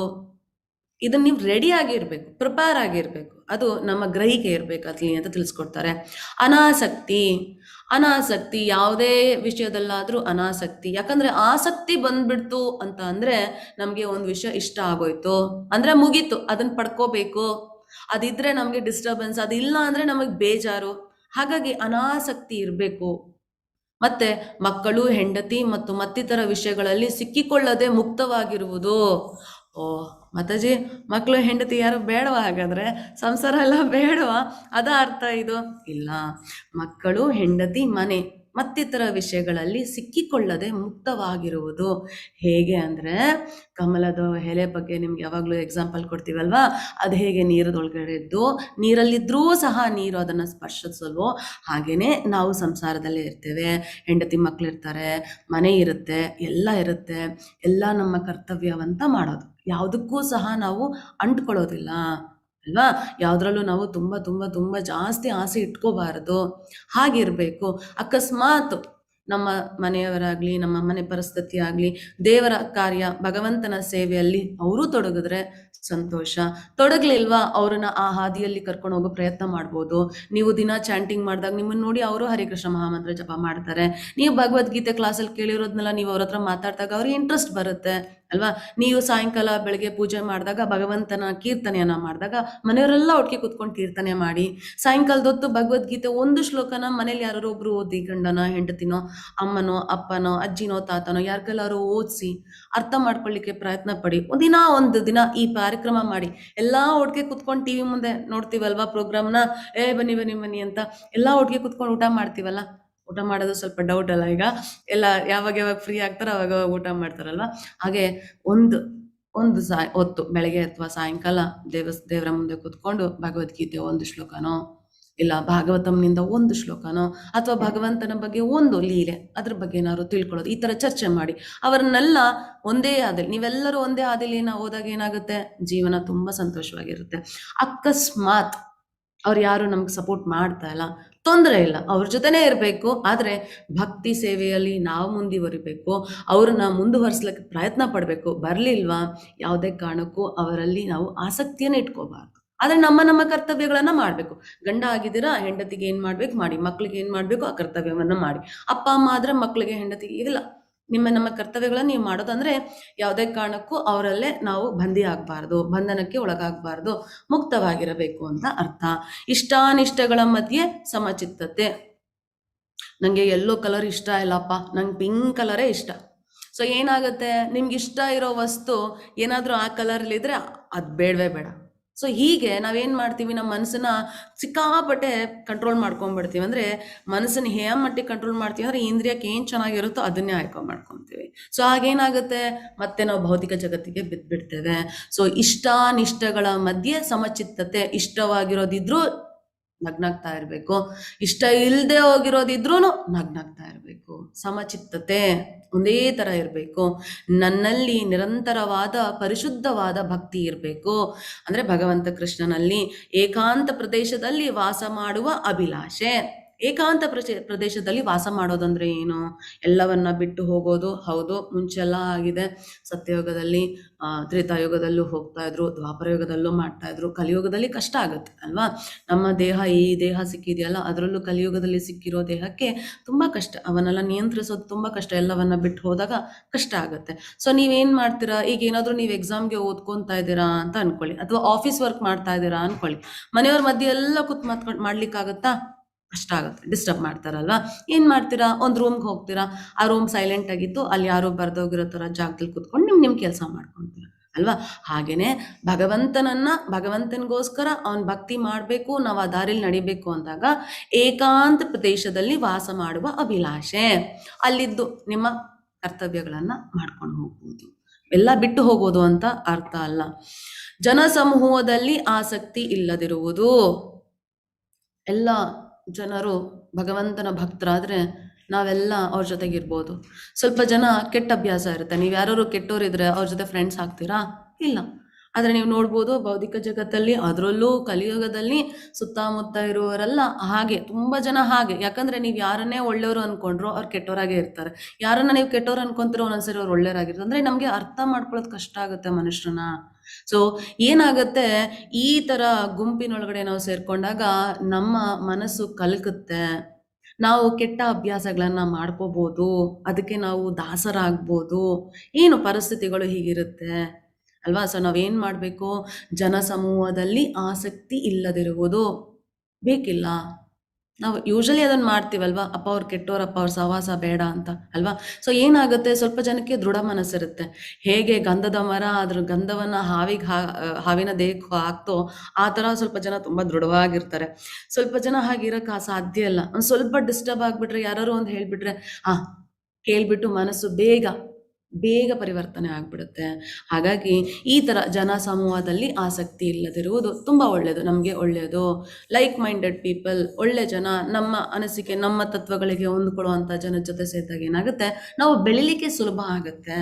ಕರೆಕ್ಟ್ ಅಲ್ವಾ? ಸೊ ನೀವು ಭಕ್ತರಾಗಬೇಕು ಅಂತಂದ್ರೆ ಭಕ್ತರ ಸಂಘ ಮಾಡಬೇಕು, ಅದು ನಿಜವಾದ ಭಕ್ತರು ಅಲ್ವಾ, ಅವರ ಸಂಘ ಮಾಡಿದಾಗ ನಿಮ್ಗೆ ಏನಾಗುತ್ತೆ, ಭಕ್ತಿ ಮಾರ್ಗದಲ್ಲಿ ಮುಂದುವರಿಯಲಿಕ್ಕೆ ಅವಕಾಶ ಸಿಗುತ್ತೆ. ಆತ್ಮ ಸಾಕ್ಷಾತ್ಕಾರದ ಮಹತ್ವವನ್ನ ಒಪ್ಪಿಕೊಳ್ಳುವುದು. ಭಗವಂತ ಆತ್ಮದ ಬಗ್ಗೆ ಹೇಳಿದ್ದಾರೆ. ಆತ್ಮದ ಸಾಕ್ಷಾತ್ಕಾರ ಮಾಡ್ಕೊಳ್ಳೋದು ಏನಕ್ಕೆ ಅಂತ ಹೇಳಿದ್ದಾರೆ. ಎಲ್ಲ ಕೇಳಿದ್ದೀರಾ, ಬಟ್ ಅದನ್ನ ನೀವು ಒಪ್ಕೊಂಡಿಲ್ಲ. ಕೃಷ್ಣ ಹೀಗಂದ್ರು ಹಾಗಂದ್ರು ಎಲ್ಲ ಗೊತ್ತು. ಭಗವದ್ಗೀತೆಯಲ್ಲಿ ಈ ಶ್ಲೋಕ ಇದೆ, ಈ ಶ್ಲೋಕದ ಅರ್ಥ ಇದು ಎಲ್ಲ ಗೊತ್ತು. ಭಗವದ್ಗೀತೆ ಶ್ಲೋಕವನ್ನ ತುಂಬಾ ಚೆನ್ನಾಗಿ ಹೇಳ್ತೀರಾ, ಏನ್ ಹೇಳಿದಾರೋ ಎಲ್ಲ ಹೇಳ್ತಾರೆ, ಆದ್ರೆ ನೀವು ಪಾಲಿಸ್ತಾನೆ ಇಲ್ಲ. ಅಂದ್ರೆ ನೀವು ಒಪ್ಕೊಂಡಿಲ್ಲ. ಸೊ ಒಪ್ಕೊಂಡಾಗ್ತಾನೆ ನಾವು ಪಾಲಿಸ್ತೇವೆ. ಕರೆಕ್ಟ್ ಅಲ್ವಾ? ಸೊ ಒಪ್ಕೊಳ್ಳೋದು, ಪರಿಪೂರ್ಣ ಸತ್ಯದ ತತ್ವಜ್ಞಾನಾರ್ಥ ಅನ್ವೇಷಣೆ. ಪರಿಪೂರ್ಣ ಸತ್ಯ, ಆಬ್ಸಲ್ಯೂಟ್ ಟ್ರೂತ್, ಅದ್ಯಾರು? ಪರಮಾತ್ಮ ಕೃಷ್ಣ. ಅವನನ್ನ ತಿಳಿಯೋದು, ಅದರ ಅನ್ವೇಷಣೆ ಮಾಡೋದು. ಸೊ ಇಷ್ಟು ಎಲ್ಲಿಂದ? ನಮ್ರತೆಯಿಂದ ಪರಿಪೂರ್ಣ ಸತ್ಯದ ತತ್ವಜ್ಞಾನಾರ್ಥ ಅನ್ವೇಷಣೆ ಮಾಡೋದು. ಇವೆಲ್ಲವನ್ನ ಮಾಡಿದಾಗ, ಇವೆಲ್ಲ ಜ್ಞಾನ ಎಂದು ನಾನು ಘೋಷಿಸುತ್ತೇನೆ, ಇದಲ್ಲದೆ ಇರುವುದೆಲ್ಲ ಅಜ್ಞಾನ. ಯಾವಾಗ ಈ ಜ್ಞಾನದ ಸಹಾಯವನ್ನ ಪಡ್ಕೊಂತೀವೋ, ನಾವು 24 ಘಟಕೋಶಗಳನ್ನ ತೋರಿಸ್ಕೊಟ್ವಲ್ಲ, ಆ ತೊಡಕಿನಿಂದ ನಾವೆಲ್ಲ ಪಾರಾಗಲು ಸಾಧ್ಯ. ಭೌತಿಕ ಜಗತ್ತಿಂದ ನಾವು ಪಾರಾಗ್ಬೇಕಂದ್ರೆ ಇವೆಲ್ಲ ಗುಣಗಳನ್ನ ನಾವು ಬೆಳೆಸ್ಕೋಬೇಕು, ಈ ಜ್ಞಾನವನ್ನ ನಾವು ಪಡ್ಕೋಬೇಕು. ಸೊ ಇದನ್ನೇ ಭಗವಂತ 8-12ನೇ ಶ್ಲೋಕದವರೆಗೂ ತಿಳಿಸ್ಕೊಟ್ಟಿದ್ದಾರೆ. ಯಾವ ಜ್ಞಾನವನ್ನು ತಿಳಿದುಕೊಂಡು ನೀನು ಅಮೃತ ತತ್ವವನ್ನು ಸವಿಯುವೆಯೋ ಆ ಜ್ಞಾನವನ್ನು ವಿವರಿಸುತ್ತೇನೆ. ಅನಾದಿಯಾದ ಮತ್ತು ನನಗೆ ಅಧೀನವಾದ ಬ್ರಹ್ಮನ್ ಈ ಐಹಿಕ ಜಗತ್ತಿನ ಕಾರ್ಯ ಕಾರಣದಾಚೆ ಇದೆ. ಬ್ರಹ್ಮನ್ ಅನ್ನೋದೇನಿದೆ, ಐಹಿಕ ಜಗತ್ತಿಂದ ಆಚೆ ಇದೆ. ಅದನ್ನ ಭಗವಂತ ಇಲ್ಲಿ ತಿಳಿಸ್ಕೊಡ್ತಾ ಇದ್ದಾರೆ. ಸೊ ಈ ಜ್ಞಾನದ ಬಗ್ಗೆ ಇನ್ನೂ ಸ್ವಲ್ಪ ವಿಶ್ಲೇಷಣಾತ್ಮಕವಾಗಿ ತಿಳಿಸ್ಕೊಡ್ತಾ ಇದ್ದಾರೆ. ಪರಮಾತ್ಮನು ಎಲ್ಲಾ ಇಂದ್ರಿಯಗಳ ಆದಿ ಮೂಲ, ಆದರೂ ಆತನಿಗೆ ಇಂದ್ರಿಯಗಳಿಲ್ಲ. ಇದು ನಮ್ಗೆ ತಿಳಿಬೇಕಾಗಿರೋ ಜ್ಞಾನ. ಆತನು ಎಲ್ಲಾ ಜೀವರಾಶಿಯನ್ನು ಪಾಲಿಸುವವನಾದರೂ ನಿರಾಸಕ್ತನು. ಆತನು ಪ್ರಕೃತಿಯ ವಿಧಾನಗಳನ್ನು ಮೀರಿದವನು ಮತ್ತು ಅದೇ ಸಮಯದಲ್ಲಿ ಪ್ರಕೃತಿಯ ಎಲ್ಲಾ ವಿಧಾನಗಳ ಪ್ರಭು. ನಾನು ಭಗವಂತ ಒಂದೇ ಅಲ್ಲ. ಟೋಟಲ್ ಆಗಿ ನೀವು ಹೇಳಬೇಕು ಅಂದ್ರೆ ನಮಗೆ ಇಂದ್ರಿಯಗಳು ಇದೆ, ನಮ್ಮ ಇಂದ್ರಿಯಗಳಿಗೆ ನಾವೆಲ್ಲ ದಾಸರಾಗಿದ್ದೇವೆ. ಆ ಇಂದ್ರಿಯಗಳಿಗೆಲ್ಲ ಮೂಲ ಯಾರು? ಭಗವಂತ. ಹಾಗಾದ್ರೆ ಭಗವಂತನಿಗೆ ಇಂದ್ರಿಯ ಇದೆಯಲ್ಲ, ಆ ಇಂದ್ರಿಯಗಳು ಹೇಗಿದೆ ಅಂದ್ರೆ ನಮ್ಮ ಇಂದ್ರಿಯಗಳ ತರ ಅಲ್ಲ, ಭೌತಿಕ ಇಂದ್ರಿಯಗಳ ತರ ಅಲ್ಲ. ಆದರೂ ಆತನಿಗೆ ಇಂದ್ರಿಯಗಳಿಲ್ಲ. ಅರ್ಥ ಅಂದ್ರೆ ಕೃಷ್ಣನಿಗೆ ಕಣ್ಣಿಲ್ಲ, ಮೂಗಿಲ್ಲ, ಬಾಯಿಲ್ಲ ಅಂತಲ್ಲ. ಭಗವಂತನಿಗೆ ಭೌತಿಕ ಜಗತ್ತಲ್ಲಿ ನಮ್ಗಿರೋ ಇಂದ್ರಿಯಗಳ ತರ ಅವರಿಗಿಲ್ಲ. ನಮ್ಮ ಕಣ್ಣುಗಳಿದೆ ಅಲ್ವಾ, ಕಣ್ಣಿಂದ ನಾವು ನೋಡ್ತೀವಿ, ನಾವು ಕಣ್ಣಿಂದ ತಿನ್ನಕ್ಕಾಗೋದಿಲ್ಲ. ಮೂಗಿಂದ ಉಸಿರಾಡ್ತೀವಿ, ಮೂಗಿಂದ ನಾವು ಮಾತಾಡ್ಲಿಕ್ಕಾಗಲ್ಲ, ಉಸಿರಾಟದಿಂದ ನಾವು ಮಾತಾಡ್ಲಿಕ್ಕಾಗಲ್ಲ. ಆದರೆ ಕೃಷ್ಣ ಅದನ್ನ ಮಾಡ್ತಾರೆ. ಕಣ್ಣ ಒಂದು ನೋಟದಲ್ಲೇ ಒಬ್ಬ ಮನುಷ್ಯನಿಗೆ ಜೀವವನ್ನ ಕೊಡ್ತಾರೆ. ತಮ್ಮ ಕಣ್ಣಿಂದನೇ ನಾವು ಅರ್ಪಿಸುವ ಆಹಾರವನ್ನ ಸೇವಿಸ್ತಾರೆ. ಅಂದ್ರೆ ನಮ್ಮ ತರ ಇಂದ್ರಿಯಗಳು ಅವರಿಗಿಲ್ಲ, ಆದ್ರೆ ಎಲ್ಲಾ ಇಂದ್ರಿಯಗಳ ಮೂಲ ಅವರು. ಅದಕ್ಕೆ ಅವರನ್ನ ಋಷಿಕೇಶ ಅಂತ ಕರೀತಾರೆ. ಆತನು ಎಲ್ಲಾ ಜೀವರಾಶಿಗಳನ್ನು ಪಾಲಿಸುವವನಾದರೂ ನಿರಾಸಕ್ತನು. ಎಲ್ಲರನ್ನ ಪಾಲಿಸ್ತಾನೆ. ಭಕ್ತರಾಗ್ತೀರಾ? ಸಂತೋಷ. ದುಷ್ಟರಾಗ್ತೀರಾ? ಇನ್ನೂ ಸಂತೋಷ. ಭಗವಂತ ಬರ್ತಾನೆ, ಅವನ ಕರ್ತವ್ಯವನ್ನ ಮಾಡೋಗ್ತಾನೆ. ಯಾವುದ್ರಲ್ಲೂ ಆಸಕ್ತಿ ಇಲ್ಲ. ಎಲ್ಲವನ್ನ ಮಾಡ್ತಿದ್ದಾರೆ, ಆಸಕ್ತಿ ಇಲ್ಲ. ಅವರ ಕೆಲಸ ಅಂತ ಎಲ್ಲ ಕೆಲಸವನ್ನು ಮಾಡ್ತಾ ಇದ್ದಾರೆ. ಆತನು ಪ್ರಕೃತಿಯ ವಿಧಾನಗಳನ್ನು ಮೀರಿದವನು. ಯಾವುದೇ ಕಾರಣಕ್ಕೂ ನಾವು ಸಿಕ್ಕಾಕೊಂಡಿದೀವಲ್ಲ ಪ್ರಕೃತಿಗೆ, ಹಾಗೆ ಕೃಷ್ಣ ಸಿಕ್ಕಾಕೊಳ್ಳಿಕ್ ಸಾಧ್ಯನೇ ಅಲ್ಲ. ಅವೆಲ್ಲವನ್ನ ಮೀರಿದವನು ಮತ್ತು ಅದೇ ಸಮಯದಲ್ಲಿ ಪ್ರಕೃತಿಯ ಎಲ್ಲಾ ವಿಧಾನಗಳ ಪ್ರಭು. ಪ್ರಕೃತಿಯಲ್ಲಿ ಏನೇನ್ ಆಗ್ತಿದ್ಯೋ ಎಲ್ಲದಕ್ಕೂ ಕಾರಣ ಅವನೇ, ಯಾಕಂದ್ರೆ ಅವನೇ ಎಲ್ಲದಕ್ಕೂ ಪ್ರಭು. ಸೊ ಇದನ್ನ ನಾವು ಅರ್ಥ ಮಾಡ್ಕೋಬೇಕಾಗತ್ತೆ. ಪರಮಸತ್ಯನು ಎಲ್ಲಾ ಜೀವಿಗಳ ಮತ್ತು ಚರಾಚರಗಳ ಒಳಗೂ ಹೊರಗೂ ಇದ್ದಾನೆ. ಒಳಗೆ ಪರಮಾತ್ಮನಾಗಿ, ಹೊರಗಡೆ ಭಗವಂತ ಎಲ್ಲಾದ್ರಲ್ಲೂ ಇದ್ದಾನೆ. ಆತನು ಸೂಕ್ಷ್ಮನಾದದ್ದರಿಂದ ಐಕ ಇಂದ್ರಿಯಗಳನ್ನು ಅವನು ನೋಡಲಾರವು ಮತ್ತು ತಿಳಿಯಲಾರವು. ಸೊ ಇದನ್ನ ನಾವು 11ನೇ ಅಧ್ಯಾಯದಲ್ಲೇ ನೋಡಿದ್ವಿ. ಅರ್ಜುನ ಭಕ್ತನಾಗಿದ್ರು, ಶರಣಾಗಿದ್ರು, ಅವನಿಗಿದ್ದ ಐಹಿಕ ಇಂದ್ರಿಯಗಳಿಂದ ಕೃಷ್ಣನ ವಿಶ್ವರೂಪವನ್ನ ನೋಡ್ಲಿಕ್ಕಾಗಿಲ್ಲ. ಕೃಷ್ಣ ತಾನೇನು ಅದನ್ನ ನೋಡ್ಲಿಕ್ಕೆ ಆಗ್ಲಿಲ್ಲ. ಹಾಗಾಗಿ ನಮ್ಗಿದೆಲ್ಲ ಇಂದ್ರಿಯಗಳು, ಆ ಇಂದ್ರಿಯಗಳಿಂದ ಭಗವಂತನನ್ನ ನೋಡ್ಲಿಕ್ಕಾಗಲ್ಲ. ಯಾಕಂದ್ರೆ ಅವನು ಸೂಕ್ಷ್ಮನಾದವನು. ಬಹುದೂರದಲ್ಲಿದ್ದರೂ ಅವನು ಎಲ್ಲರಿಗೂ ಸಮೀಪದಲ್ಲಿದ್ದಾನೆ. ನಾವು ಅನ್ಕೊಂತೀನಿ ಕೃಷ್ಣ ಗೋಲೋಕ ವೃಂದಾವನ ಅಲ್ಲಿ ತುಂಬಾ ಮೇಲ್ಗಡೆ ಅಲ್ವಾ, ತುಂಬಾ ಮೇಲ್ಗಡೆ ಇದ್ದಾನೆ, ಆದ್ರೂ ನಮ್ಮ ಬಳಿನೇ ಇದ್ದಾನೆ. ಅಂದ್ರೆ ಭಗವಂತ ಎಲ್ಲ ಕಡೆ ಇದ್ದಾನೆ. ಇಲ್ಲಿದ್ದಾನೆ ಅಲ್ಲಿದ್ದಾನೆ ಅಂತಿಲ್ಲ, ಎಲ್ಲ ಕಡೆ ಇದ್ದಾನೆ. ಸೊ ಇದನ್ನ ಅರ್ಥ ಮಾಡ್ಕೋಬೇಕು. ಆತ್ಮವಾಗಿ ನಮ್ಮ ದೇಹದಲ್ಲೇ ಇದ್ದಾನೆ ಪರಮಾತ್ಮನಾಗಿ. ಹೊರಗಡೆ ಪ್ರತಿಯೊಂದು ಸೂರ್ಯನಲ್ಲಿ, ಬೆಳಕಿನಲ್ಲಿ, ನೀರಿನ ರುಚಿಯಲ್ಲಿ. ಮುಂದೆ ಹೇಳ್ತಾರೆ ನಮ್ಮ ಹೊಟ್ಟೆ ಇದೆಯಲ್ವಾ, ನಮ್ಮ ಹೊಟ್ಟೆ ಒಳಗಡೆ ನಾವು ತಿನ್ನೋ ಆಹಾರವನ್ನ ಜೀರ್ಣ ಮಾಡುತ್ತಲ್ಲ ಆ ಆಸಿಡ್, ಅದು ಅವನೇ. ಅದನ್ನು ತಿಳಿಸ್ಕೊಡ್ತಾರೆ ಮುಂದಿನ ಅಧ್ಯಾಯಗಳಲ್ಲಿ, ನೋಡೋಣ ಅದನ್ನ. ಸೊ ಹಾಗಾಗಿ ಭಗವಂತ ಎಲ್ಲ ಕಡೆ ಇದ್ದಾರೆ. ಆತನು ಎಲ್ಲಾ ಪ್ರಕಾಶಮಾನ ವಸ್ತುಗಳ ಬೆಳಕಿನ ಮೂಲ. ಆತನು ವಸ್ತುವಿನ ಕತ್ತಲನ್ನು ಮೀರಿದ್ದಾನೆ ಮತ್ತು ಅವನು ಅವ್ಯಕ್ತನು. ಅವನು ಜ್ಞಾನದ ವಸ್ತು ಮತ್ತು ಜ್ಞಾನದ ಗುರಿ. ಅವನೇ ಜ್ಞಾನ, ಅವನೇ ಜ್ಞಾನದ ವಸ್ತು, ಜ್ಞಾನದ ಗುರಿನೂ ಸಹ ಅವನೇ. ನೀವೇನಾದ್ರು ತಿಳ್ಕೊಬೇಕಾ, ಅವನ ಬಗ್ಗೆ ತಿಳ್ಕೊಬೇಕು. ತಿಳ್ಕೊಂಡು ಏನ್ ಮಾಡ್ಬೇಕು, ಅವನನ್ನೇ ಪೂಜೆ ಮಾಡ್ಬೇಕು. ಸೊ ತಿಳ್ಕೊಂಡು ಪೂಜೆ ಮಾಡಿ ಏನ್ ಮಾಡ್ಬೇಕು, ಅವನನ್ನೇ ಸೇರ್ಬೇಕು. ಸೊ ಜ್ಞಾನನೂ ಅವನೇ, ಜ್ಞಾನದ ವಸ್ತುನೂ ಅವನೇ, ಜ್ಞಾನದ ಗುರಿನೂ ಸಹ ಅವನೇ. ಅವನು ಎಲ್ಲರ ಹೃದಯಗಳಲ್ಲಿ ಪ್ರತಿಷ್ಠಿತನಾಗಿದ್ದಾನೆ. ಸೊ ಭಗವಂತ ಏನೇನು ನಿಮ್ಗೆ ಬೆಳಕು ಬರುತ್ತೆ ಅಂತ ಕಾಣಿಸುತ್ತೋ, ಯಾವ್ದ್ಯಾವ್ದಕ್ಕೆ ಬೆಳಕಿದೆಯೋ ಮತ್ತೆ ಆ ಕಿರಣಗಳು ಹೊಂಬರುತ್ತೋ ಎಲ್ಲದರಿಂದನೂ, ಎಲ್ಲ ವಸ್ತುಗಳ ಬೆಳಕಿನ ಮೂಲ ಭಗವಂತ ಕೃಷ್ಣನೇ. ಭಗವಂತ ಎಲ್ಲಾ ಕತ್ತಲನ್ನ ಮೀರಿದ್ದಾನೆ. ನೀವು ನೋಡ್ಬೋದು, ಮುಂದೆ ಹೇಳ್ತಾರೆ ಭಗವಂತ ಅವರ ಜಾಗ ಇದೆಲ್ಲ ಗೋಲೋಕ ವೃಂದಾವನ, ಆ ಜಾಗಕ್ಕೆ ಸೂರ್ಯನೂ ಇಲ್ಲ, ಚಂದ್ರನೂ ಇಲ್ಲ, ಯಾವುದೇ ದೀಪನೂ ಇಲ್ಲ, ವಿದ್ಯುತ್ತೂ ಇಲ್ಲ. ಹಾಗೆ ಆ ತೇಜಸ್ ಬರುತ್ತಲ್ಲ ಭಗವಂತನ ದೇಹದಿಂದ, ಅದರಿಂದ ಬೆಳಗುತ್ತಂತೆ ಆ ಜಾಗ. ನಮಗಿರೋ ತರ ಸೂರ್ಯ ಚಂದ್ರರಿಲ್ಲ ಅಲ್ಲಿ. ಹಾಗಾಗಿ ಭಗವಂತ ಕತ್ತಲನ್ನ ಮೀರಿದ್ದಾನೆ, ಅವನೆಲ್ಲವನ್ನ ಮೀರ್ತಾನೆ. ಅವನು ಅವ್ಯಕ್ತನು.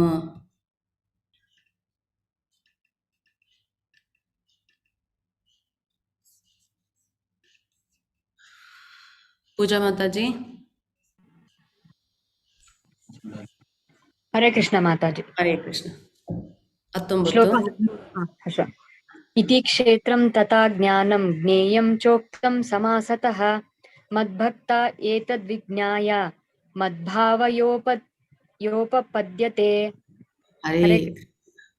ಹೀಗೆ ನಾನು ಕ್ಷೇತ್ರ, ಜ್ಞಾನ ಮತ್ತು ತಿಳುವಳಿಕೆಗಳನ್ನು ಸಂಕ್ಷಿಪ್ತವಾಗಿ ವಿವರಿಸಿದ್ದೇನೆ. ನನ್ನ ಭಕ್ತರು ಮಾತ್ರ ಇದನ್ನು ಸಂಪೂರ್ಣವಾಗಿ ಅರ್ಥ ಮಾಡಿಕೊಂಡು ನನ್ನ ಸ್ವಭಾವವನ್ನು ಸಾಧಿಸಬಹುದು. ಸೊ ಹೇಗೆ ಕೃಷ್ಣನ ಭಕ್ತರಾಗ್ಬೋದು, ಹೇಗೆ ಕೃಷ್ಣನನ್ನ ಸಾಧಿಸ್ಕೋಬಹುದು, ಈ ಜ್ಞಾನ ಕೊಟ್ರಲ್ಲ ಇವಾಗ ನಮ್ಗೆ. ಯಾಜ್ಞೇನ ಕ್ಷೇತ್ರ, ಕ್ಷೇತ್ರಜ್ಞ, ಅದನ್ನ ತಿಳಿಯೋ ಜ್ಞಾನ, ಇವನ್ನೆಲ್ಲ ಕೊಟ್ಟಿದಾರಲ್ವ. ಇದನ್ನ ವಿವರವಾಗಿ ನಾವು ಅರ್ಥ ಮಾಡ್ಕೊಂಡಾಗ ಗೊತ್ತಾಗುತ್ತೆ ನಮ್ಗೆ ಹೇಗೆ ನಮ್ಮನ್ನ ನಾವು ಭಕ್ತಿ ಯೋಗದಲ್ಲಿ ಇಟ್ಕೊಳ್ಳೋದು, ಹೇಗೆ ಭಕ್ತಿ ಯೋಗದಲ್ಲೇ ಇರೋದು, ಭಕ್ತಿ ಯೋಗದಲ್ಲಿ ಇದ್ದು ಏನನ್ನ ಪಡ್ಕೋಬೇಕು, ಹೇಗೆ ಪಡ್ಕೋಬೇಕು, ಯಾವುದು ನಮ್ಮ ಪರಮ ಗುರಿ, ಇವೆಲ್ಲವನ್ನ ಭಗವಂತ ಈ ಅಧ್ಯಾಯದಲ್ಲಿ ತಿಳಿಸ್ಕೊಟ್ಟಿದ್ದಾರೆ. ಸೊ ಇದನ್ನ ಅರ್ಥ ಮಾಡ್ಕೊಳಕ್ ಸಾಧ್ಯ ಆಗೋದು ಯಾರಿಗೆ? ಭಕ್ತರಿಗೆ ಮಾತ್ರ. ಯಾಕಂದ್ರೆ ಭಗವಂತನ ಮಾತುಗಳನ್ನ ಅವ್ರು ನಂಬ್ತಾರೆ, ಭಗವಂತ ಹೇಳಿದನ್ನ ಕೇಳ್ತಾರೆ. ಯಾಕಂದ್ರೆ ಭಗವಂತನ ಎಲ್ಲರ ಹಿತೇಶಿ, ಎಲ್ಲರಿಗೂ ಒಳ್ಳೇದನ್ನೇ ಬಯಸೋದು. ಭಗವಂತ ಹೇಳ್ತಾ ಇದಾರೆ ಅಂದ್ರೆ ಅದ್ರಲ್ಲಿ ತಪ್ಪಿರ್ಲಿಕ್ಕೆ ಸಾಧ್ಯನೇ ಇಲ್ಲ. ಹಾಗಾಗಿ ಅದನ್ನ ಅರ್ಥ ಮಾಡ್ಕೊಳ್ಳೋರು ಭಕ್ತರು ಮಾತ್ರ. ಬೇರೆಯವರು ಭಗವಂತನನ್ನ ಅಪಹಾಸ್ಯ ಮಾಡ್ತಾರೆ, ಅವರೇ ಭೂಮಿ ಮೇಲೆ ಬಂದ್ರು ಅಪಹಾಸ್ಯ ಮಾಡ್ತಾರೆ. ಅಪಹಾಸ್ಯ ಮಾಡೋರಿಗೆ ಭಗವಂತನ ತಿಳ್ಕೊಳ್ಳಿಕ್ಕೆ ಆಗೋದಿಲ್ಲ. ಭಗವಂತ ಹೇಳಿದ ಮಾತಿನಲ್ಲೆಲ್ಲ ತಪ್ಪನ್ನ ಕಂಡುಹಿಡಿತಾರೆ. ಸೊ ಅವ್ರು ಹೇಗೆ ಪಾಲಿಸ್ಲಿಕ್ಕಾಗತ್ತೆ ಅಲ್ವಾ? ಸೊ ಭಕ್ತರು ಮಾತ್ರ ಇದನ್ನ ಸಂಪೂರ್ಣವಾಗಿ ಅರ್ಥ ಮಾಡಿಕೊಂಡು ನನ್ನ ಸ್ವಭಾವವನ್ನು ಸಾಧಿಸಬಹುದು. ಅಂದ್ರೆ ಭಗವಂತನ ಧಾಮಕ್ಕೆ ನಾವೆಲ್ಲ ಹೋಗ್ಬೋದು. ಸೊ ಇಲ್ಲಿ ನೀವು ಒಂದು ಪಕ್ಷಿಯನ್ನ ನೋಡ್ತಾ ಇದ್ದೀರಾ. ಈ ಪಕ್ಷಿ ಅಂದ್ರೆ 2 ಪಕ್ಷಿ ಇದೆ, ಇಲ್ಲೊಂದು ಪಕ್ಷಿ ಇಲ್ಲೊಂದು ಪಕ್ಷಿ. ಸೊ ಈ ಪ್ರಕೃತಿ, ಈ ದೇಹವನ್ನ ಪ್ರಕೃತಿಗೆ ಹೋಲಿಸಿದಾಗ ಒಂದು ಪಕ್ಷಿ ಹೃದಯದಲ್ಲಿ ನಾವು ಆತ್ಮ, ಇನ್ನೊಂದು ಪಕ್ಷಿ ಪರಮಾತ್ಮ. 2 ಪಕ್ಷಿ ಒಂದು ಮರದ ಮೇಲೆ ಕೂತಿದೆ. ಆ ಮರ ಯಾವುದು? ಕ್ಷೇತ್ರ. ಕ್ಷೇತ್ರ ಅಂದ್ರೆ ಯಾವುದು? ನಮ್ಮ ದೇಹ. ಪ್ರಕೃತಿ, ಈ ಮರ ಒಂದು ಪ್ರಕೃತಿಯಲ್ಲಿದೆ. ಪ್ರಕೃತಿ ಗೊತ್ತಾಯ್ತು ನಮ್ಗೆ, ಮರ ಕ್ಷೇತ್ರ ಆಗತ್ತೆ, ಕ್ಷೇತ್ರಜ್ಞರು ಇಬ್ಬರಿದ್ದೇವೆ. ಸೊ ಈ ತಿಳುವಳಿಕೆನ ಭಗವಂತ ನಮ್ಗೆ ತಿಳಿಸ್ಕೊಟ್ಟಿದ್ದಾರೆ. ಸೊ ಪ್ರಕೃತಿ ಮತ್ತು ಜೀವಿಗಳ ಅನಾದಿ ಎಂದು ತಿಳಿಯಬೇಕು. ಅವರು ಮಾರ್ಪಾಡುಗಳು, ಗುಣಗಳು ಪ್ರಕೃತಿಯಿಂದ ಆದವು. ಸೊ ಎಲ್ಲವೂ ನಾವು ಯಾವಾಗ ಪ್ರಕೃತಿಗೆ ಬಂದ್ಬಿಡ್ತೀವೋ ನಮ್ಮ ಸುತ್ತ ನಮ್ಮ ಜೀವಿಗಳು, ನಾವೆಲ್ಲ ಜೀವಿಗಳಲ್ವಾ, ನಾವು ಯಾವ್ಯಾವೋ ದೇಹ ಪಡ್ಕೊಂಡಿದ್ದೀವಿ. ಈ ಜನ್ಮದಲ್ಲಿ ನಾವು ಮನುಷ್ಯ ದೇಹ ಪಡ್ಕೊಂಡಿದ್ದೀವಿ, ಮುಂದಿನ ಜನ್ಮದಲ್ಲಿ ಯಾವ ದೇಹನೋ ಗೊತ್ತಿಲ್ಲ. ಸೊ ಬೇರೆ ದೇಹಗಳಲ್ಲ, ಪ್ರಾಣಿ ಪಕ್ಷಿ ದೇಹಗಳಲ್ಲೆಲ್ಲ ಇದ್ದಾರಲ್ವಾ. ಸೊ ಅವೆಲ್ಲವೂ ಅನಾದಿ. ಸೊ ನಾವು ಜೀವಿಗಳು ಭಗವಂತ ಇರೋ ಥರನೇ ಇರೋದು. ನಾವು, ನಮ್ಗೆ ಹುಟ್ಟಿಲ್ಲ, ಸಾವಿಲ್ಲ, ನಾವು ಮುಂಚೆಯಿಂದನೂ ಇದ್ದೇವೆ. ಆದರೆ ನಾವು ಭಗವಂತ ಒಂದಲ್ಲ, ಆಯ್ತಾ. ನಮ್ಮ ಮಾರ್ಪಾಟುಗಳು ಏನಾಗುತ್ತೆ, ಚೇಂಜಸ್ ಪ್ರಕೃತಿಯಲ್ಲಿ, ಜೀವಿಗಳಲ್ಲಿ, ಗುಣಗಳ ಪ್ರಕೃತಿಯಿಂದ ಆದವು. ಯಾವ ಗುಣಗಳು? ಸತ್ವಗುಣ, ತಮೋಗುಣ, ರಜಗುಣ. ಸೊ ಇದನ್ನ ಭಗವಂತ ನಮಗೆ ತಿಳಿಸ್ಕೊಡ್ತಾ ಇದ್ದಾರೆ. ಸೊ ನೀವು ನೋಡ್ಬೋದಲ್ಲಿ ಜಲಚರ ವಸ್ತುಗಳಾಗಿ ದೇಹಗಳನ್ನು ಪಡ್ಕೋಬೋದು ನಾವು ಜೀವಿಗಳಾಗಿ. ಹಾಗೆ ಹೀಗೆ ಹೋಗ್ತಾ ಹೋಗ್ತಾ ಹೋಗ್ತಾ ಮನುಷ್ಯ ಜನ್ಮ ಬರುತ್ತೆ. ಮನುಷ್ಯ ಜನ್ಮ ಶ್ರೇಷ್ಠವಾದ ಜನ್ಮ. ಆ ಜನ್ಮವನ್ನ ಭಗವಂತನ ಸೇವೆಗೆ ಉಪಯೋಗಿಸ್ಕೊಂಡಿಲ್ಲ ಅಂದ್ರೆ ಮತ್ತೆ ಇನ್ನೊಂದು ಸರ್ಕಲ್ ಹೊಡ್ಕೊಂಡು ಬರೋದು, ಇನ್ನೊಂದು ಚಕ್ರ ಹೋಗ್ಕೊಂಡ್ ಬರೋದು, ಮತ್ತೆ ಇಲ್ಲಿ ಬಂದು ಮತ್ತೆ ಉಪಯೋಗಿಸ್ಕೊಂಡಿಲ್ಲ ಮತ್ತೆ ಹೋಗೋದು. ಸೊ ಹೀಗೆ ನಾವು ಇದೇ ಚಕ್ರದಲ್ಲಿ ಸಿಕ್ಕಾಕೊಂಡಿದ್ದೇವೆ. ಇದುವೇ ಐಹಿಕ ಬಂಧನ ಅಂತ ಕರೀತಾ ಇದ್ದಾರೆ ಭಗವಂತ. ಸೊ ಈ ಬಂಧನದಿಂದ ಮುಕ್ತವಾಗಿ ಭಗವಂತನ ಧಾಮಕ್ಕೆ ಹೋಗ್ಬೇಕಂದ್ರೆ ದಾರಿ ಏನು, ಅಜ್ಞಾನ ಏನು, ಭಗವಂತ ಈ ಅಧ್ಯಾಯದಲ್ಲಿ ತಿಳಿಸ್ಕೊಡ್ತಾ ಇದ್ದಾರೆ. ಎಲ್ಲ ಐಹಿಕ ಕಾರಣಗಳು ಮತ್ತು ಪರಿಣಾಮಗಳಿಗೆ ಪ್ರಕೃತಿಯೇ ಕಾರಣವೆಂದು ಹೇಳಲಾಗಿದೆ. ಆದರೆ ಈ ಪ್ರಪಂಚದಲ್ಲಿ ಹಲವು ಬಗೆಯ ಸುಖ ದುಃಖಗಳಿಗೆ ಜೀವಿಯು ಕಾರಣ. ತುಂಬಾ ಇಂಪಾರ್ಟೆಂಟ್ ಪಾಯಿಂಟ್, ತುಂಬಾ ಇಂಪಾರ್ಟೆಂಟ್ ಪಾಯಿಂಟ್. ಏನ್ ಮಾಡ್ತೀವಿ ನಾವು? ಏನೋ ಒಂದು ಮಾಡ್ತಾ ಇರ್ತೀವಿ, ಏನೋ ಆಗ್ಬಿಡುತ್ತೆ. ಯಾರು ಏನಕ್ಕಪ್ಪ ಅಂದ್ರೆ ಅಯ್ಯೋ ನನ್ನ ಕರ್ಮ ಏನೋ ಮಾಡ್ಬಿಟ್ಟೆ ಅಂತೀವಿ ಅಲ್ವಾ. ನನ್ನ ಕರ್ಮ, ಅಯ್ಯೋ ವಿಧಿನಪ್ಪ, ಏನ್ ಮಾಡಕ್ಕಾಗುತ್ತೆ ವಿಧಿ. ಅರ್ಥ ಏನು? ಈ ವಿಧಿ ಮತ್ತೆ ಈ ಕರ್ಮಕ್ಕೆ ಯಾರ್ ಕಾರಣ? ನಾವು ಮಾಡಿರೋದು. ಹಿಂದಿನ ಜನ್ಮಗಳಲ್ಲಿ ನಾವು ಮಾಡಿದ ಕರ್ಮಗಳ ಫಲವನ್ನ ನಾವು ಈ ಜನ್ಮದಲ್ಲಿ ಅನುಭವಿಸ್ತಾ ಇದ್ದೀವಿ. ಧೃತರಾಷ್ಟ್ರ ಹಿಂದಿನ ಜನ್ಮದಲ್ಲಿ ಪಕ್ಷಿಗಳನ್ನ, ಒಂದು ಪಕ್ಷಿ ಇರುತ್ತೆ, ಆ ಪಕ್ಷಿಯ 100 ಮಕ್ಕಳನ್ನ ಬೇಟೆಗಾರನಾಗಿ ಕೊಂದ್ಬಿಟ್ಟಿರ್ತಾರೆ. ಸಾಲದಕ್ಕೆ ಆ ಪಕ್ಷಿಯ ಕಣ್ಣುಗಳನ್ನ ಕಿತ್ಬಿಟ್ಟಿರ್ತಾರೆ. ಸೊ ಹಾಗಾಗಿ ಈ ಜನ್ಮದಲ್ಲಿ, ಎಷ್ಟೋ ಜನ್ಮದಲ್ಲಾದ್ಮೇಲೆ ಈ ಜನ್ಮದಲ್ಲಿ ಅವರಿಗೆ ಕಣ್ಣಿಲ್ಲ, ಅವರ ಮಕ್ಕಳೆಲ್ಲರನ್ನ ಕಳ್ಕೊಂತಾರೆ. ಆದ್ರೆ ಅವ್ರು ಮಾಡಿದ ಪುಣ್ಯ ಕಾರ್ಯದಿಂದ ಏನಾಗಿರುತ್ತೆ, ಅಂತಹ ವಂಶ, ಎಂಥ ವಂಶ ಅಲ್ವಾ. ಕೌರವರು ಕುರು ವಂಶದ ರಾಜನಾಗುವ ಅವಕಾಶ ಸಿಗುತ್ತೆ ಅವರಿಗೆ, ಅದು ಪುಣ್ಯದ ಫಲವಾಗಿ. ಪಾಪದ ಫಲವಾಗಿ ಕಣ್ಣನ್ನ ಕಳ್ಕೊಂಡಿದ್ದಾರೆ. ಕಣ್ಣು ಕಳ್ಕೊಳ್ಳೋದಲ್ಲ, ಆಧ್ಯಾತ್ಮಿಕವಾಗೂ ಕುರುಡವರು, ಎರಡೂ ಸಹ ಕುರುಡುತನ ಇದೆ ಅವ್ರಿಗೆ, ಅವ್ರ ಮಕ್ಕಳನ್ನ ಕಳ್ಕೊಂಡ್ರು. ಸೊ ಹೀಗೆ ನಾವೆಲ್ಲ ಐಹಿಕ ಜಗತ್ತಲ್ಲಿದ್ದೀವಿ. ಎಲ್ಲ ಐಹಿಕ ಕಾರಣಗಳು ಮತ್ತು ಪರಿಣಾಮಗಳಿಗೆ ಪ್ರಕೃತಿಯೇ ಕಾರಣವೆಂದು ಹೇಳಲಾಗಿದೆ. ಪ್ರಕೃತಿನೇ ಕಾರಣ, ಸುತ್ತಮುತ್ತ ಏನಿದೆಯೋ ಅದಕ್ಕೆ ಕಾರಣ ಅಂತ ಹೇಳಲಾಗಿದೆ. ಆದರೆ ಈ ಪ್ರಪಂಚದಲ್ಲಿ ಹಲವು ಬಗೆಯ ಸುಖ ದುಃಖಗಳಿಗೆ ಜೀವಿಯೂ ಕಾರಣ. ನೀವೇನಾದ್ರೂ ಈ ಪ್ರಾಣಿಗಳನ್ನ ಯಾವ್ದ್ಯಾವ್ದು ಸಿಗುತ್ತೆ ಹೊಲ್ಸನ್ನ ತಿಂದ್ರೆ ಏನಾಗುತ್ತೆ, ಮುಂದಿನ ಜನ್ಮದಲ್ಲಿ ಹಂದಿಗಳಾಗಿ ಹುಡ್ತೇವೆ. Very simple. ನಾವ್ ಇವತ್ತೇನ್ ಮಾಡ್ತೀವೋ ನಾಳೆ ನಮ್ಮ ದೇಹ ಆ ಥರ ರೆಡಿ ಆಗ್ತಾ ಇರುತ್ತೆ. ನಾವು ಮಾಡುವ ಪ್ರತಿಯೊಂದು ಕರ್ಮದ ಫಲ ಮುಂದಿನ ದೇಹದ ರಚನೆಯನ್ನ ಶುರು ಮಾಡ್ಕೊಂಡ್ಬಿಟ್ಟಿದೆ. ಯಾವಾಗ ಈ ಜನ್ಮದ ಕೆಲಸ ಮುಗೀತು, ನಮಗೆ ನಮ್ಮ ಕರ್ಮ ಫಲಗಳನ್ನ ಯಾವ್ಯಾವ ಈ ದೇಹದಲ್ಲಿ, ಈ ದೇಹ ಪಡ್ಕೊಂಡು ಅನುಭವಿಸ್ಬೇಕಿತ್ತು ಅದು ಮುಗೀತೋ, ನೆಕ್ಸ್ಟ್ ಈ ದೇಹನ ಬಿಟ್ಟು ಆ ದೇಹನ ಪಡ್ಕೊತೇವೆ. ಸೊ ಇದನ್ನ ನಾವು ಅರ್ಥ ಮಾಡ್ಕೋಬೇಕು. ಐಹಿಕ ಪ್ರಕೃತಿಯಲ್ಲಿ ಜೀವಾತ್ಮನು ಹೀಗೆ ತ್ರಿಗುಣಗಳನ್ನು ಅನುಭವಿಸುತ್ತಾ ಬದುಕಿನ ರೀತಿಗಳನ್ನು ಅನುಸರಿಸುತ್ತಾನೆ. ಇದಕ್ಕೆ ಐಹಿಕ ಪ್ರಕೃತಿಯೊಡನೆ ಅವನ ಸಹಯೋಗವೇ ಕಾರಣ. ಹೀಗೆ ಆತನು ವಿವಿಧ ಜೀವಿ ವರ್ಗಗಳಲ್ಲಿ ಒಳ್ಳೆಯದನ್ನೂ ಕೆಟ್ಟದನ್ನೂ ಭೇಟಿಯಾಗುತ್ತಾನೆ. ಸೊ ನಾವು ಯಾವಾಗ ಐಹಿಕ ಪ್ರಕೃತಿಗೆ ಬಂದ್ಬಿಡ್ತೀವೋ 3 ಗುಣಗಳಿಗೆ ಸಿಕ್ಕಾಕೊಂತೇವೆ. ನಾನು ಆಲ್ರೆಡಿ ನಿಮ್ಗೆ ಆ ಪಿಕ್ಚರನ್ನ ತೋರಿಸ್ದೆ ಅಲ್ವಾ. ಈ 3 ಪ್ರಕೃತಿ ಅಂದ್ರೆ ಸತ್ವಗುಣ, ತಮೋಗುಣ, ರಜೋಗುಣ, ಆ ಗುಣಗಳೇನ್ ಮಾಡುತ್ತೆ, ಸೂತ್ರಗಳನ್ನ ಹಾಕಿ ನಮ್ಮನ್ನ ಹಾಗೆ ಕುಣಿಸ್ತಾರೆ. ಸೊ ನಾವು ಹಾಗೆ ನಡ್ಕೊಂತೇವೆ. ಹಾಗೇ ನಡ್ಕೊಂಡಾಗ ಏನಾಗುತ್ತೆ, ಅದ್ರ ಫಲವಾಗಿ ಕರ್ಮ ಫಲಗಳನ್ನು ಅನುಭವಿಸ್ತೇವೆ. ನಾವು ಯಾವಾಗಲೂ ಶುದ್ಧ ಸತ್ವಗುಣದಲ್ಲಿ ಇರಬೇಕು. ತಮೋಗುಣದಲ್ಲಿದ್ದೀರಾ ರಜೋಗುಣಕ್ಕೆ ಬರಬೇಕು, ರಜೋಗುಣದಲ್ಲಿದ್ದೀರಾ ಸತ್ವಗುಣದಲ್ಲಿ ಇರಬೇಕು. ಭೂಮಿಯಲ್ಲಿ ಐಕ ಜಗತ್ತಲ್ಲಿ ಇದ್ದೀವಿ ಅಂದರೆ ಸತ್ವಗುಣಕ್ಕೆ ಬರಬೇಕು. ಐಕ ಜಗತ್ತನ್ನು ದಾಟ್ ಹೋಗ್ಬೇಕಂದ್ರೆ ಶುದ್ಧ ಸತ್ವಗುಣ ಅಂತ ಇದೆ, ಆ ಗುಣದಲ್ಲಿರಬೇಕು. ಹೌದಪ್ಪ ನೀವು ಚೆನ್ನಾಗಿರೋದು ಅಡುಗೆ ಮಾಡಿದ್ರಿ, ಅದಕ್ಕೆ ಎಲ್ಲ ತಿಂದ್ಬಿಟ್ಟೆ, ಆಮೇಲೆ ಎಲ್ಲ ತಿಂದಾಗ ಏನಾಗುತ್ತೆ, ಹೊಟ್ಟೆ ನೋವು ಬರುತ್ತೆ ಅಲ್ವಾ. ಅಡುಗೆ ಚೆನ್ನಾಗಿತ್ತು, ನನಗೆ ಎಷ್ಟು ಬೇಕು ಅಷ್ಟು ತಿಂದೆ.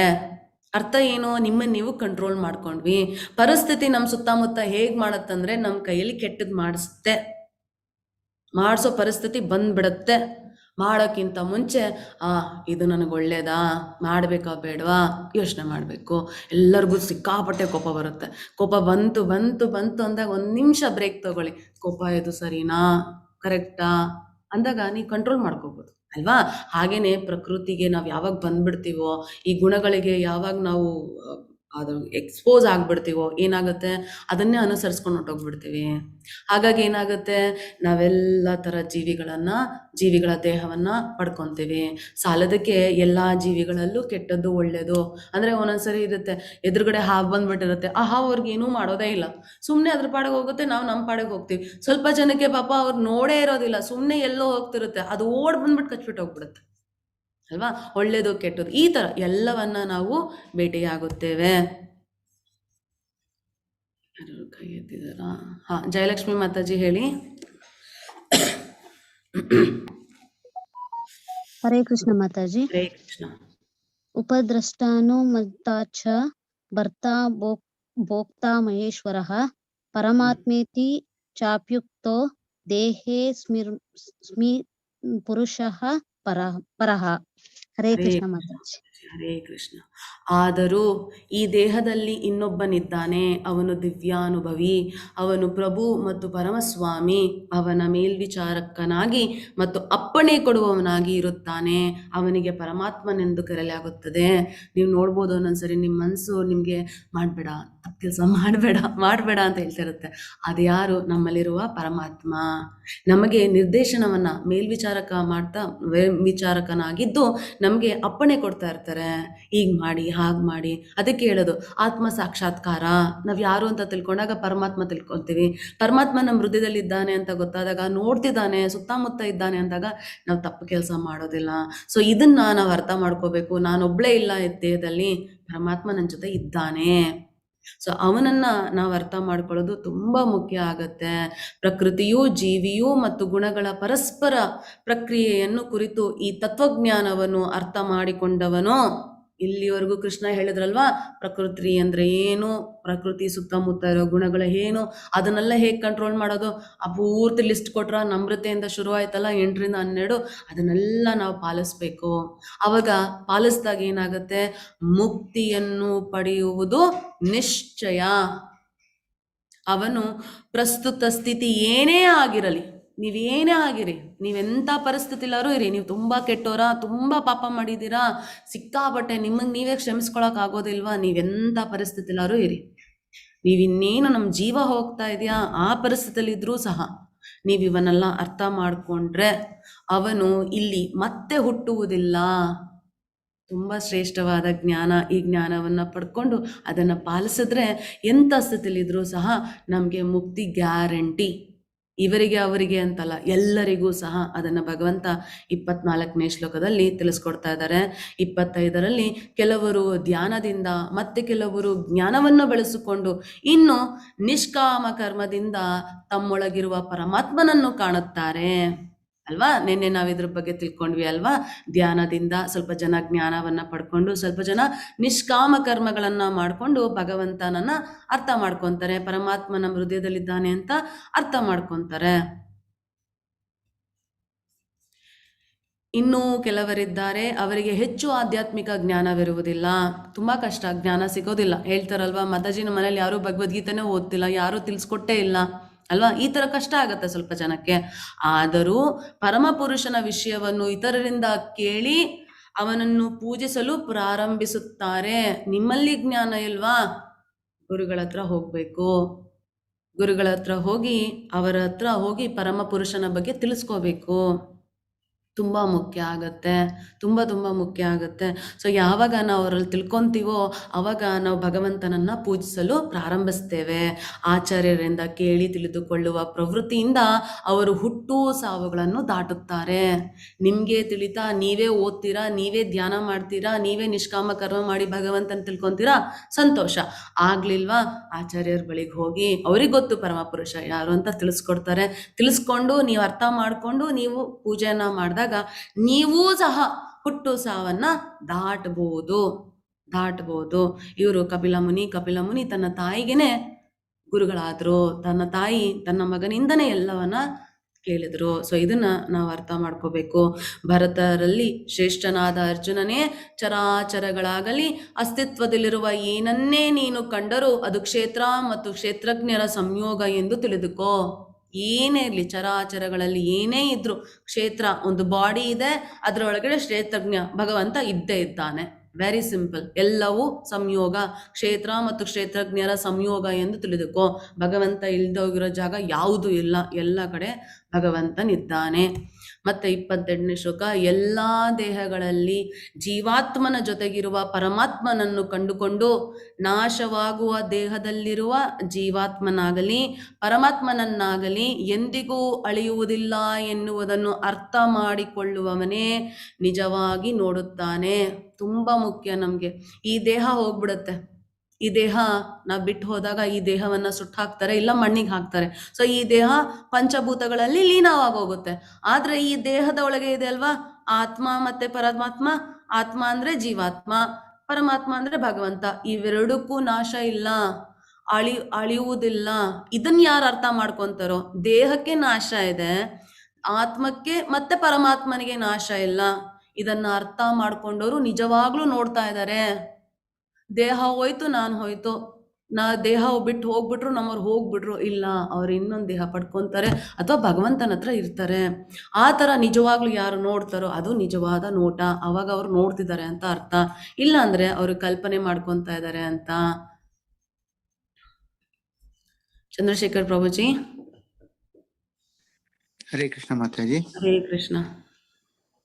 ಸಮಂ ಪಶ್ಯನ್ ಹಿ ಸರ್ವತ್ರ ಸಮವಸ್ಥಿತಮೀಶ್ವರಂ ನಾಹಿನಸ್ತ್ಯಾತ್ಮನಾತ್ಮಾನಂ ತತೋ ಯಾತಿ ಪರಾಂಗತಿಂ. ಹರೇ ಕೃಷ್ಣ. ಎಲ್ಲೆಲ್ಲಿಯೂ ಪ್ರತಿಯೊಂದು ಜೀವಿಯಲ್ಲೂ ಸಮಾನವಾಗಿ ಪರಮಾತ್ಮನು ಇರುವುದನ್ನು ಕಾಣಬಲ್ಲವನು ತನ್ನ ಮನಸ್ಸಿಂದ ತನ್ನನ್ನು ಹೀನ ಸ್ಥಿತಿಗೆ ತಂದುಕೊಳ್ಳುವುದಿಲ್ಲ. ಹೀಗೆ ಅವನು ಪರಮಗತಿಯನ್ನು ಸೇರುತ್ತಾನೆ. ಎಲ್ಲೆಲ್ಲ ನೋಡಿದ್ರೆ ಪರಮಾತ್ಮ ಕಾಣಿಸ್ಬೇಕು. ಆ ಜ್ಞಾನವನ್ನ ಈ ಅಧ್ಯಾಯದಲ್ಲಿ ಭಗವಂತ ಕೊಟ್ಟಿದ್ದಾನೆ. ಯಾಕಂದ್ರೆ ಇಲ್ಲಿ ಹೇಳಿದ್ರು ಚರಾಚರ ವಸ್ತುಗಳಲ್ಲೆಲ್ಲ ಕ್ಷೇತ್ರ ಸಂಯೋಗದಿಂದನೇ ಆಗಿದೆ. ಅಂದ್ರೆ ಎಲ್ಲದರಲ್ಲೂ ಭಗವಂತ ಇದ್ದಾನೆ. ಯಾವಾಗ ನಾವೆಲ್ಲದರಲ್ಲೂ ಭಗವಂತನ ನೋಡ್ತೀವೋ ನಾವು ಯಾವುದೇ ಕಾರಣಕ್ಕೂ ನಾವೆಲ್ಲರಿಗಿಂತ ಕೀಳು ಅಂತಾನೂ ಅನ್ಕೊಳ್ಳೋದಿಲ್ಲ, ಎಲ್ಲರಿಗಿಂತ ಮೇಲು ಅಂತಾನೂ ಅನ್ಕೊಳ್ಳೋದಿಲ್ಲ. ನಮ್ಮನ್ನ ನಾವು ಹೀನ ಸ್ಥಿತಿಗೆ ತಂದ್ಕೊಳ್ಳೋದಿಲ್ಲ, ಯಾವುದೇ ಕಾರಣಕ್ಕೂ ತಂದ್ಕೊಳ್ಳೋದಿಲ್ಲ. ಏನ್ ಮಾಡ್ತೀವಿ ನಾವು? ಪರಮಗತಿಯನ್ನ ಸೇರ್ತೇವೆ. ಹೀನ ಸ್ಥಿತಿ ಅಂದ್ರೆ ತಿನ್ನೋದು, ಊಟ ಮಾಡೋದು, ಮಲ್ಕೊಳ್ಳೋದು, ಸಂಭೋಗ ಮಾಡೋದು, ಮಕ್ಕಳನ್ನ ಪಡ್ಕೊಳ್ಳೋದು. ಪ್ರಾಣಿಯೂ ಸಹ ಅದನ್ನ ಮಾಡುತ್ತೆ. ನಮಗೂ ಪ್ರಾಣಿಗಳಿಗೂ ಏನ್ ವ್ಯತ್ಯಾಸ ಅಂದ್ರೆ ನಾವೆಲ್ಲ ಬುದ್ಧಿಜೀವಿಗಳು. ನಮಗೆ ಭಗವಂತ ದೇಹ ಅಂದ್ರೆ ಮನುಷ್ಯ ಜನ್ಮ ಶ್ರೇಷ್ಠ ಜನ್ಮ ಅಂತ ಯಾಕೆ ಹೇಳ್ತಾರೆ? ನಮ್ಮ ಈ ದೇಹದಿಂದ ಮಾತ್ರ ಭಕ್ತಿ ಸೇವೆ ಮಾಡ್ಲಿಕ್ಕೆ ಸಾಧ್ಯ. ಹಾಗಾಗಿ ನಾವು ಶ್ರೇಷ್ಠರಾದವರು, ಇಲ್ಲಾಂದ್ರೆ ನಾವೆಲ್ಲರೂ ಒಂದೇ. ಸೊ ಆ ಬುದ್ಧಿ, ಆ ಜ್ಞಾನವನ್ನ ಪಡ್ಕೊಂಡು ನಾವು ನಮ್ಮನ್ನ ಪರಮಗತಿಗೆ ತಗೊಂಡು ಹೋಗ್ಬೇಕು. ಹೀನಾಯ ಸ್ಥಿತಿಗೆ ತನ್ಕೋಬಾರ್ದು. ಪ್ರಾಣಿಗೂ ನಮಗೂ ವ್ಯತ್ಯಾಸ ಇಲ್ದೋಗಿರೋ ಹೀನಾಯ ಸ್ಥಿತಿಗೆ ತನ್ಕೋಬಾರ್ದು ಅಲ್ವಾ? ಸೊ ಇದನ್ನ ಭಗವಂತ ತಿಳಿಸ್ಕೊಡ್ತಾ ಇದ್ದಾರೆ. ದೇಹವು ಎಲ್ಲಾ ಕರ್ಮಗಳನ್ನು ಮಾಡುತ್ತದೆ. ಅದು ಐಹಿಕ ಪ್ರಕೃತಿಯಿಂದ ಸೃಷ್ಟಿಸಲ್ಪಟ್ಟಿದೆ. ತಾನು ಏನನ್ನು ಮಾಡುವುದಿಲ್ಲ ಎಂದು ಯಾರು ನೋಡಬಲ್ಲರೋ ಅವರೇ ನಿಜವಾಗಿಯೂ ನೋಡುತ್ತಾರೆ. ಸುತ್ತಮುತ್ತ ಏನೇನಾಗ್ತಿದೆಯೋ ಅದೆಲ್ಲ ನಮ್ಮ ಕರ್ಮ ಫಲದಿಂದ ಆಗ್ತಾ ಇದೆ. ಆ ಕರ್ಮ ಫಲದಿಂದ ಆಗಿರೋ ಕಾರಣ ಏನಾಗುತ್ತೆ?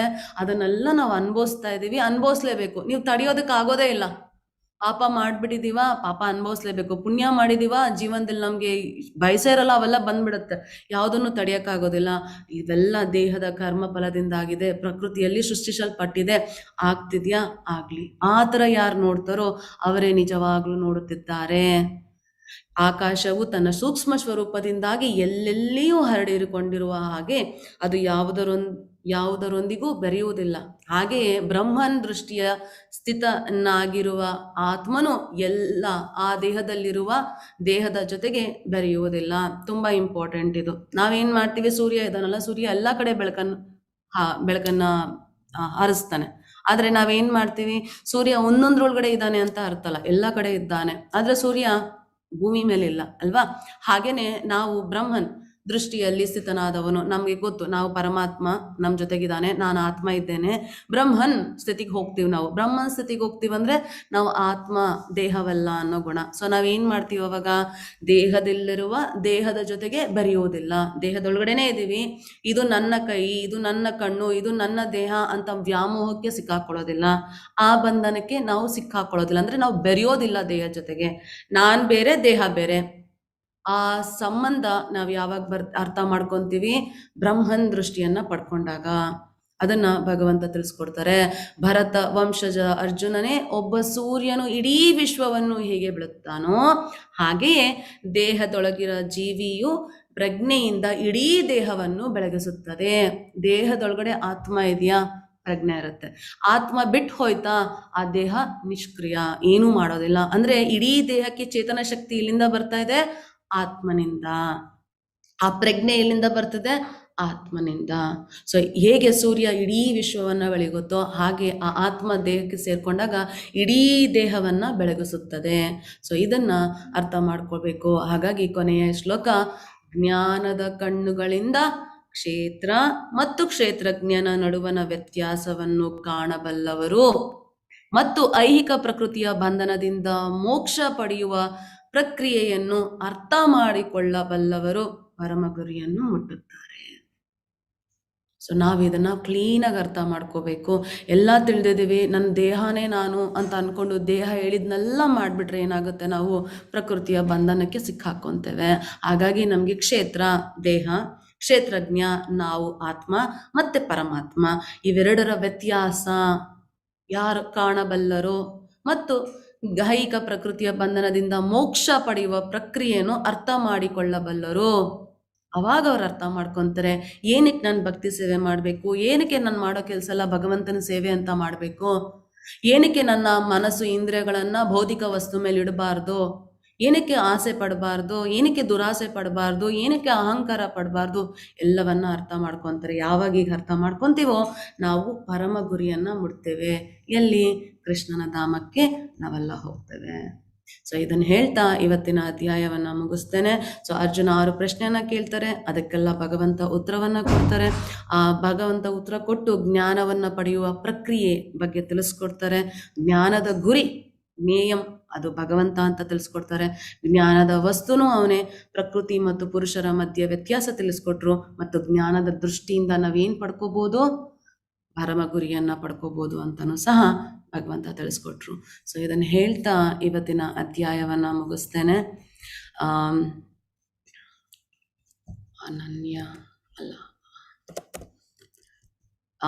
ನಾನು ನಿಮಗೆ ಆಲ್ರೆಡಿ ಹರೇ ಕೃಷ್ಣ. ಅನನ್ಯ ಶಿನಿ ಅನ್ಮ್ಯೂಟ್ ಮಾಡೋಕ್ಕಾಗ್ತಲ್ಲ ನಿನ್ನ? ಎಸ್, ಹರೇ ಕೃಷ್ಣ ಮಾತಾಜಿ. ಹರೇ ಕೃಷ್ಣ. ಸೊ ಅನನ್ಯ ಅಂತ ಇವರು ನನ್ನ ಭಗವದ್ಗೀತೆ ಕ್ಲಾಸು ಮತ್ತು Bhakti Vriksha class second level, third level, advance level ಇದ್ದಾರೆ. ಪ್ರತಿದಿನ ಒಂದೊಂದು ಶ್ಲೋಕ ಭಗವದ್ಗೀತೆ ಕ್ಲಾಸನ್ನು ಅಟೆಂಡ್ ಮಾಡ್ತಾರೆ.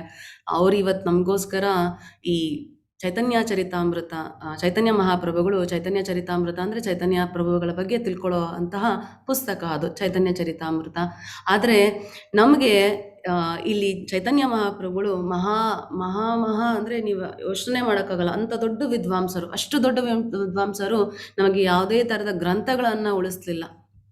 ನಮಗೆ ಕೊಟ್ಟಿದ್ದು ಶಿಕ್ಷಾಷ್ಟಕಂ ಅಷ್ಟೇ. ಶಿಕ್ಷಕ ಅಂದರೆ ನಮ್ಮ ಶಿಷ್ಯ, ಭಗವಂತನ ಸೇವಕರು ಮತ್ತು ಅವರ ಶಿಷ್ಯರು ಹೇಗೆ ಭಗವಂತನ ಸೇವೆ ಮಾಡಬೇಕು ಅಂತ ಹೇಳಿ ನಮಗೆ 8 ಶ್ಲೋಕಗಳನ್ನು ಕೊಟ್ಟಿದ್ದಾರೆ ಅಷ್ಟೇ.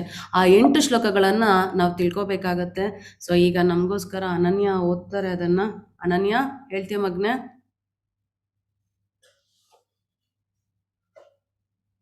ಅನ್ಮ್ಯೂಟ್ ಆದ್ಯಾ ಮತ್ತೆ? ಹೇಳಮ್ಮ. ಶಿಕ್ಷಾಷ್ಟಕಂ ಚೈತನ್ಯ ಮಹಾಪ್ರಭು ಚೇತೋ ಅನ್ಮ್ಯೂಟ್ ಆದ ಚಿನಿ.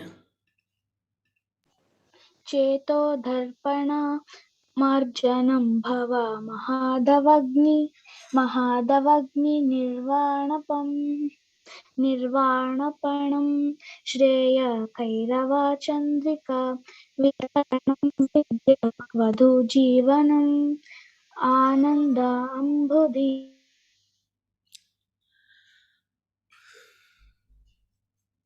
ಕೇಳಿಸ್ತಾ ಇಲ್ಲ ಅನನ್ಯ?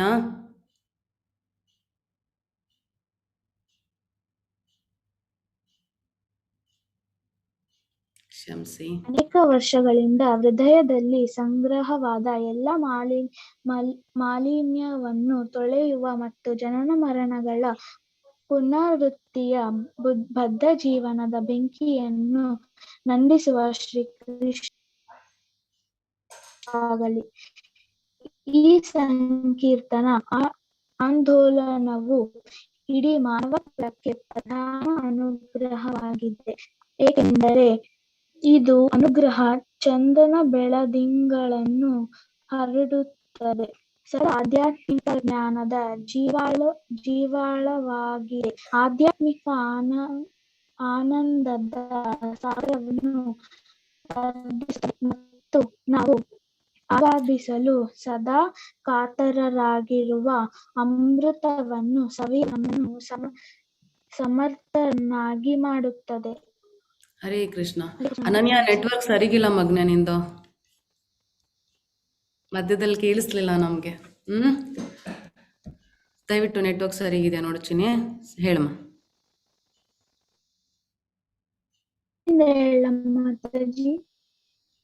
ಆ ನೆಟ್ವರ್ಕ್ ಪ್ರಾಬ್ಲಮ್ ಇದೆ ಬಂಗಾರ, ಕೇಳಿಸ್ತಾ ಇಲ್ಲ, ತುಂಬಾ ತುಂಬಾ ತುಂಬಾ ಕಟ್ ಆಗ್ತಾ ಇದೆ. ತೊಂದರೆ ಇಲ್ಲ ಮಗ್ನೆ, ಅದೊಂದೇ ಸಾಕು ಆಯ್ತಾ, ನಾನು ಹೇಳ್ತೇನೆ ಮುಂದದ್ದು, ಸರಿನಾ? ಹರೇ ಕೃಷ್ಣ ಹರೇ ಕೃಷ್ಣ. ಹಾ, ದಾಕ್ಷಾಯಣಿ ಮಾತಾಜಿ ಹೇಳಿ.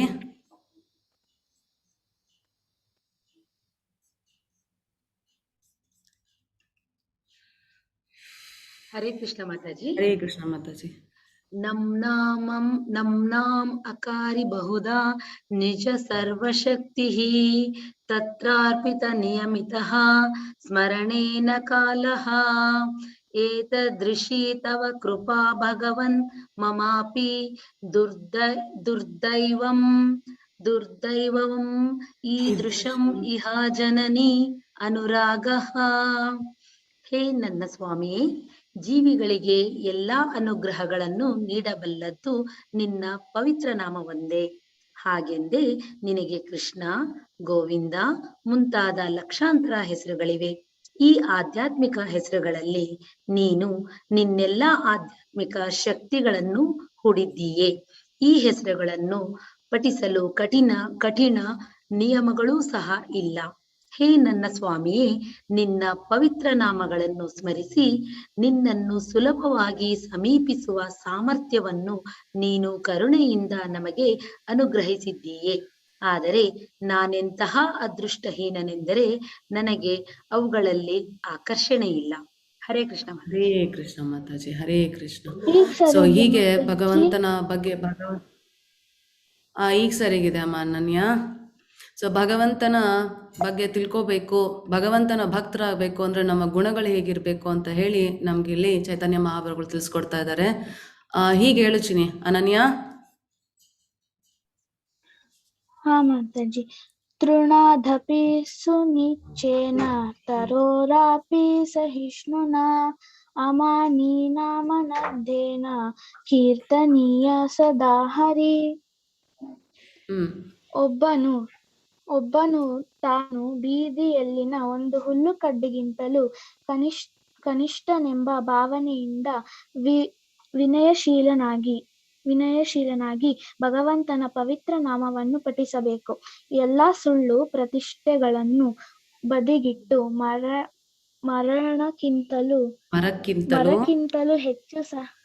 ಮರಕ್ಕಿಂತಲೂ ಹೆಚ್ಚು ಸಹನಶೀಲನಾಗಿರಬೇಕು. ಇತರರಿಗೆ ಸಕಲ ಗೌರವಗಳನ್ನು ನೀಡಲು ಸಿದ್ಧನಾಗಿರಬೇಕು. ಇಂತಹ ಮನಸ್ಥಿತಿಯಲ್ಲಿ ಭಗವಂತನ ಪುಣ್ಯ ನಾಮಸ್ಮರಣೆಯನ್ನು ಸತತವಾಗಿ ಮಾಡಲು ಸಾಧ್ಯ. ವೆರಿ ಗುಡ್ ಚಿನ್ನಮ್ಮ. ಕೊನೆಯದು ಹೇಳ್ಬಿಡು ಚಿನ್ನಿ. ನ ಧನಂ ನ ಜನಂ ನ ಸುಂದರಿಂ ಕವಿತಂ ವಾ ಜಗದೀಶ ಕಾಮೇಯ ಮಮ ಜನ್ಮಾನಿ ಜನ್ಮಾನಿ ಈಶ್ವರೇ ಭಗವತ್ತಾದ್ಭಕ್ತಿ ಅಹುತಿ ತ್ವಯಿ. ಹೇ ಸರ್ವಶಕ್ತ ಸ್ವಾಮಿಯೇ, ನನಗೆ ಸಂಪತ್ತನ್ನು ಸಂಗ್ರಹಿಸುವ ಲಾಲಾಸೆ ಇಲ್ಲ, ಚೆಲುವೆಯರ ಬಯಕೆ ಇಲ್ಲ, ಅಥವಾ ಅನೇಕ ಮಂದಿ ಶಿಷ್ಯರು ಬೇಕಾಗಿಲ್ಲ. ನನಗೆ ಬೇಕಾದದ್ದು ಜನ್ಮ ಜನ್ಮಗಳಲ್ಲೂ ನಿನ್ನ ನಿಷ್ಕರಣ ಭಕ್ತಿ ಸೇವೆ ಮಾತ್ರ. ಹರೇ ಕೃಷ್ಣ ಮಾತಾಜಿ. ಹರೇ ಕೃಷ್ಣ ಅನನ್ಯ, ತುಂಬಾ ಥ್ಯಾಂಕ್ಸ್ ಮಗ್ನೆ. ಹರೇ ಕೃಷ್ಣ, ಹರೇ ಕೃಷ್ಣ. ಸೊ ಇಲ್ಲಿ ನಮಗೆ ಈ 4 ಅಷ್ಟಕ 8 ಇದೆ, 4 ಮಾತ್ರ ಇವತ್ತು, ಇನ್ನು 4 ನಾಳೆ ತಿಳಿಸ್ಕೊಡ್ತೇವೆ. ತುಂಬ ಶ್ರೇಷ್ಠವಾದದ್ದು, ಒಂದೊಂದು ಮಾತು ಮುತ್ತುಗಳಿದ್ದ ಹಾಗೆ. ಭಕ್ತರು ನಾವು ಹೇಗಿರಬೇಕು ಅನ್ನೋದನ್ನು ಇದರಲ್ಲಿ ನೋಡ್ಬೋದು. ಇದನ್ನು ನಮಗೆ ಈ ಅಷ್ಟಕಂನ MS ಸುಬ್ಬಲಕ್ಷ್ಮಿಯವರು ಸಹ ಆಡಿದ್ದಾರೆ. ಶಿಕ್ಷಾಷ್ಟಕಂ, ಚೈತನ್ಯ ಮಹಾಪ್ರಭುಗಳ ಶಿಕ್ಷಾಷ್ಟಕಂ ಅಂತ ಹುಡುಕಿ ತುಂಬ ಚೆನ್ನಾಗಿ ಆಡಿದ್ದಾರೆ MS ಸುಬ್ಬಲಕ್ಷ್ಮಿ ಅವರು ಸಹ. ದಿನಾ ಕೇಳಿ ಅರ್ಥ ಮಾಡಿಕೊಂಡು ಭಕ್ತರು ನಾವು ಹೇಗಿರಬೇಕು ಅನ್ನೋದಕ್ಕೆ ಅದು ನಮ್ಗೆ ತಿಳಿಸ್ಕೊಡುತ್ತೆ. ಹೀಗಿರಬೇಕು ಭಕ್ತರು ಅನ್ನೋದನ್ನು ತುಂಬ ಚೆನ್ನಾಗಿ ತಿಳಿಸ್ಕೊಟ್ಟಿದ್ದಾರೆ. ಸೊ ಇದನ್ನು ಹೇಳ್ತಾ ಇವತ್ತಿನ ಅಧ್ಯಾಯನ ಮುಗಿಸ್ತೇನೆ. ಹರೇ ಕೃಷ್ಣ. ಯಾರಿಗಾರು ಡೌಟ್ ಇದೆಯಾ?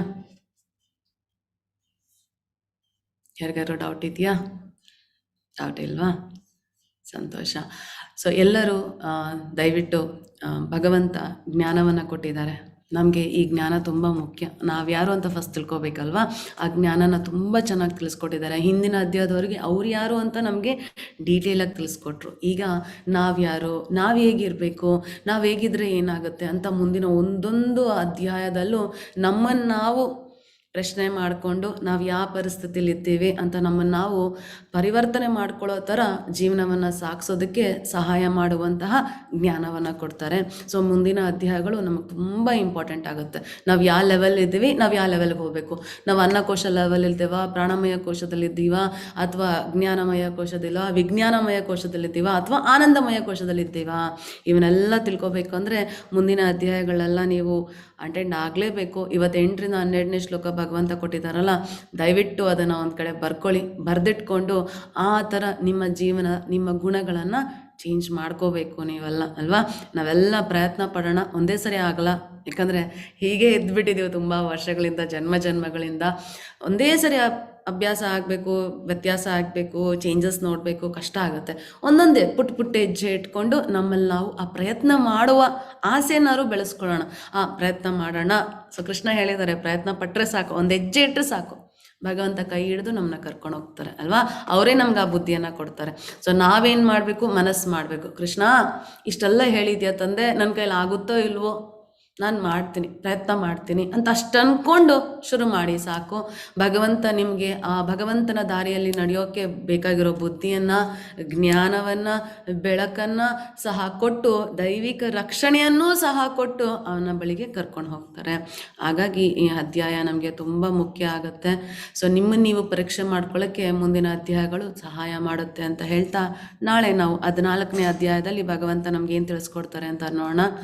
ಅನನ್ಯ, ತುಂಬ ಥ್ಯಾಂಕ್ಸ್ ಮಗ್ನೆ, ತುಂಬ ಚೆನ್ನಾಗಿ ಹೇಳಿದೆ. ಸ್ವಲ್ಪ ನೆಟ್ವರ್ಕ್ ಪ್ರಾಬ್ಲಮ್ ಆಯಿತು, ಬಟ್ ಚೆನ್ನಾಗಿ ಹೇಳಿದೆ ಬಂಗಾರ. ಹರೇ ಕೃಷ್ಣ ಮಗ್ನೆ. ಹರೇ ಕೃಷ್ಣ. ಎಲ್ಲರಿಗೂ ಹರೇ ಕೃಷ್ಣ. ಹರೇ ಕೃಷ್ಣ ಚಿನ್ನಮ್ಮ. ವಾಂಚಾ ಕಲ್ಪತರುಭ್ಯಶ್ಚ ಕೃಪಾ ಸಿಂಧೂಭಯ ಏವ ಚ ಪತಿತಾನಾಂ ಪಾವನೇಭ್ಯೋ ವೈಷ್ಣವೇಭ್ಯೋ ನಮೋ ನಮಃ. ಶ್ರೀಕೃಷ್ಣಾರ್ಪಣಮಸ್ತು. ಎಲ್ಲರಿಗೂ ಹರೇ ಕೃಷ್ಣ. ಹರೇ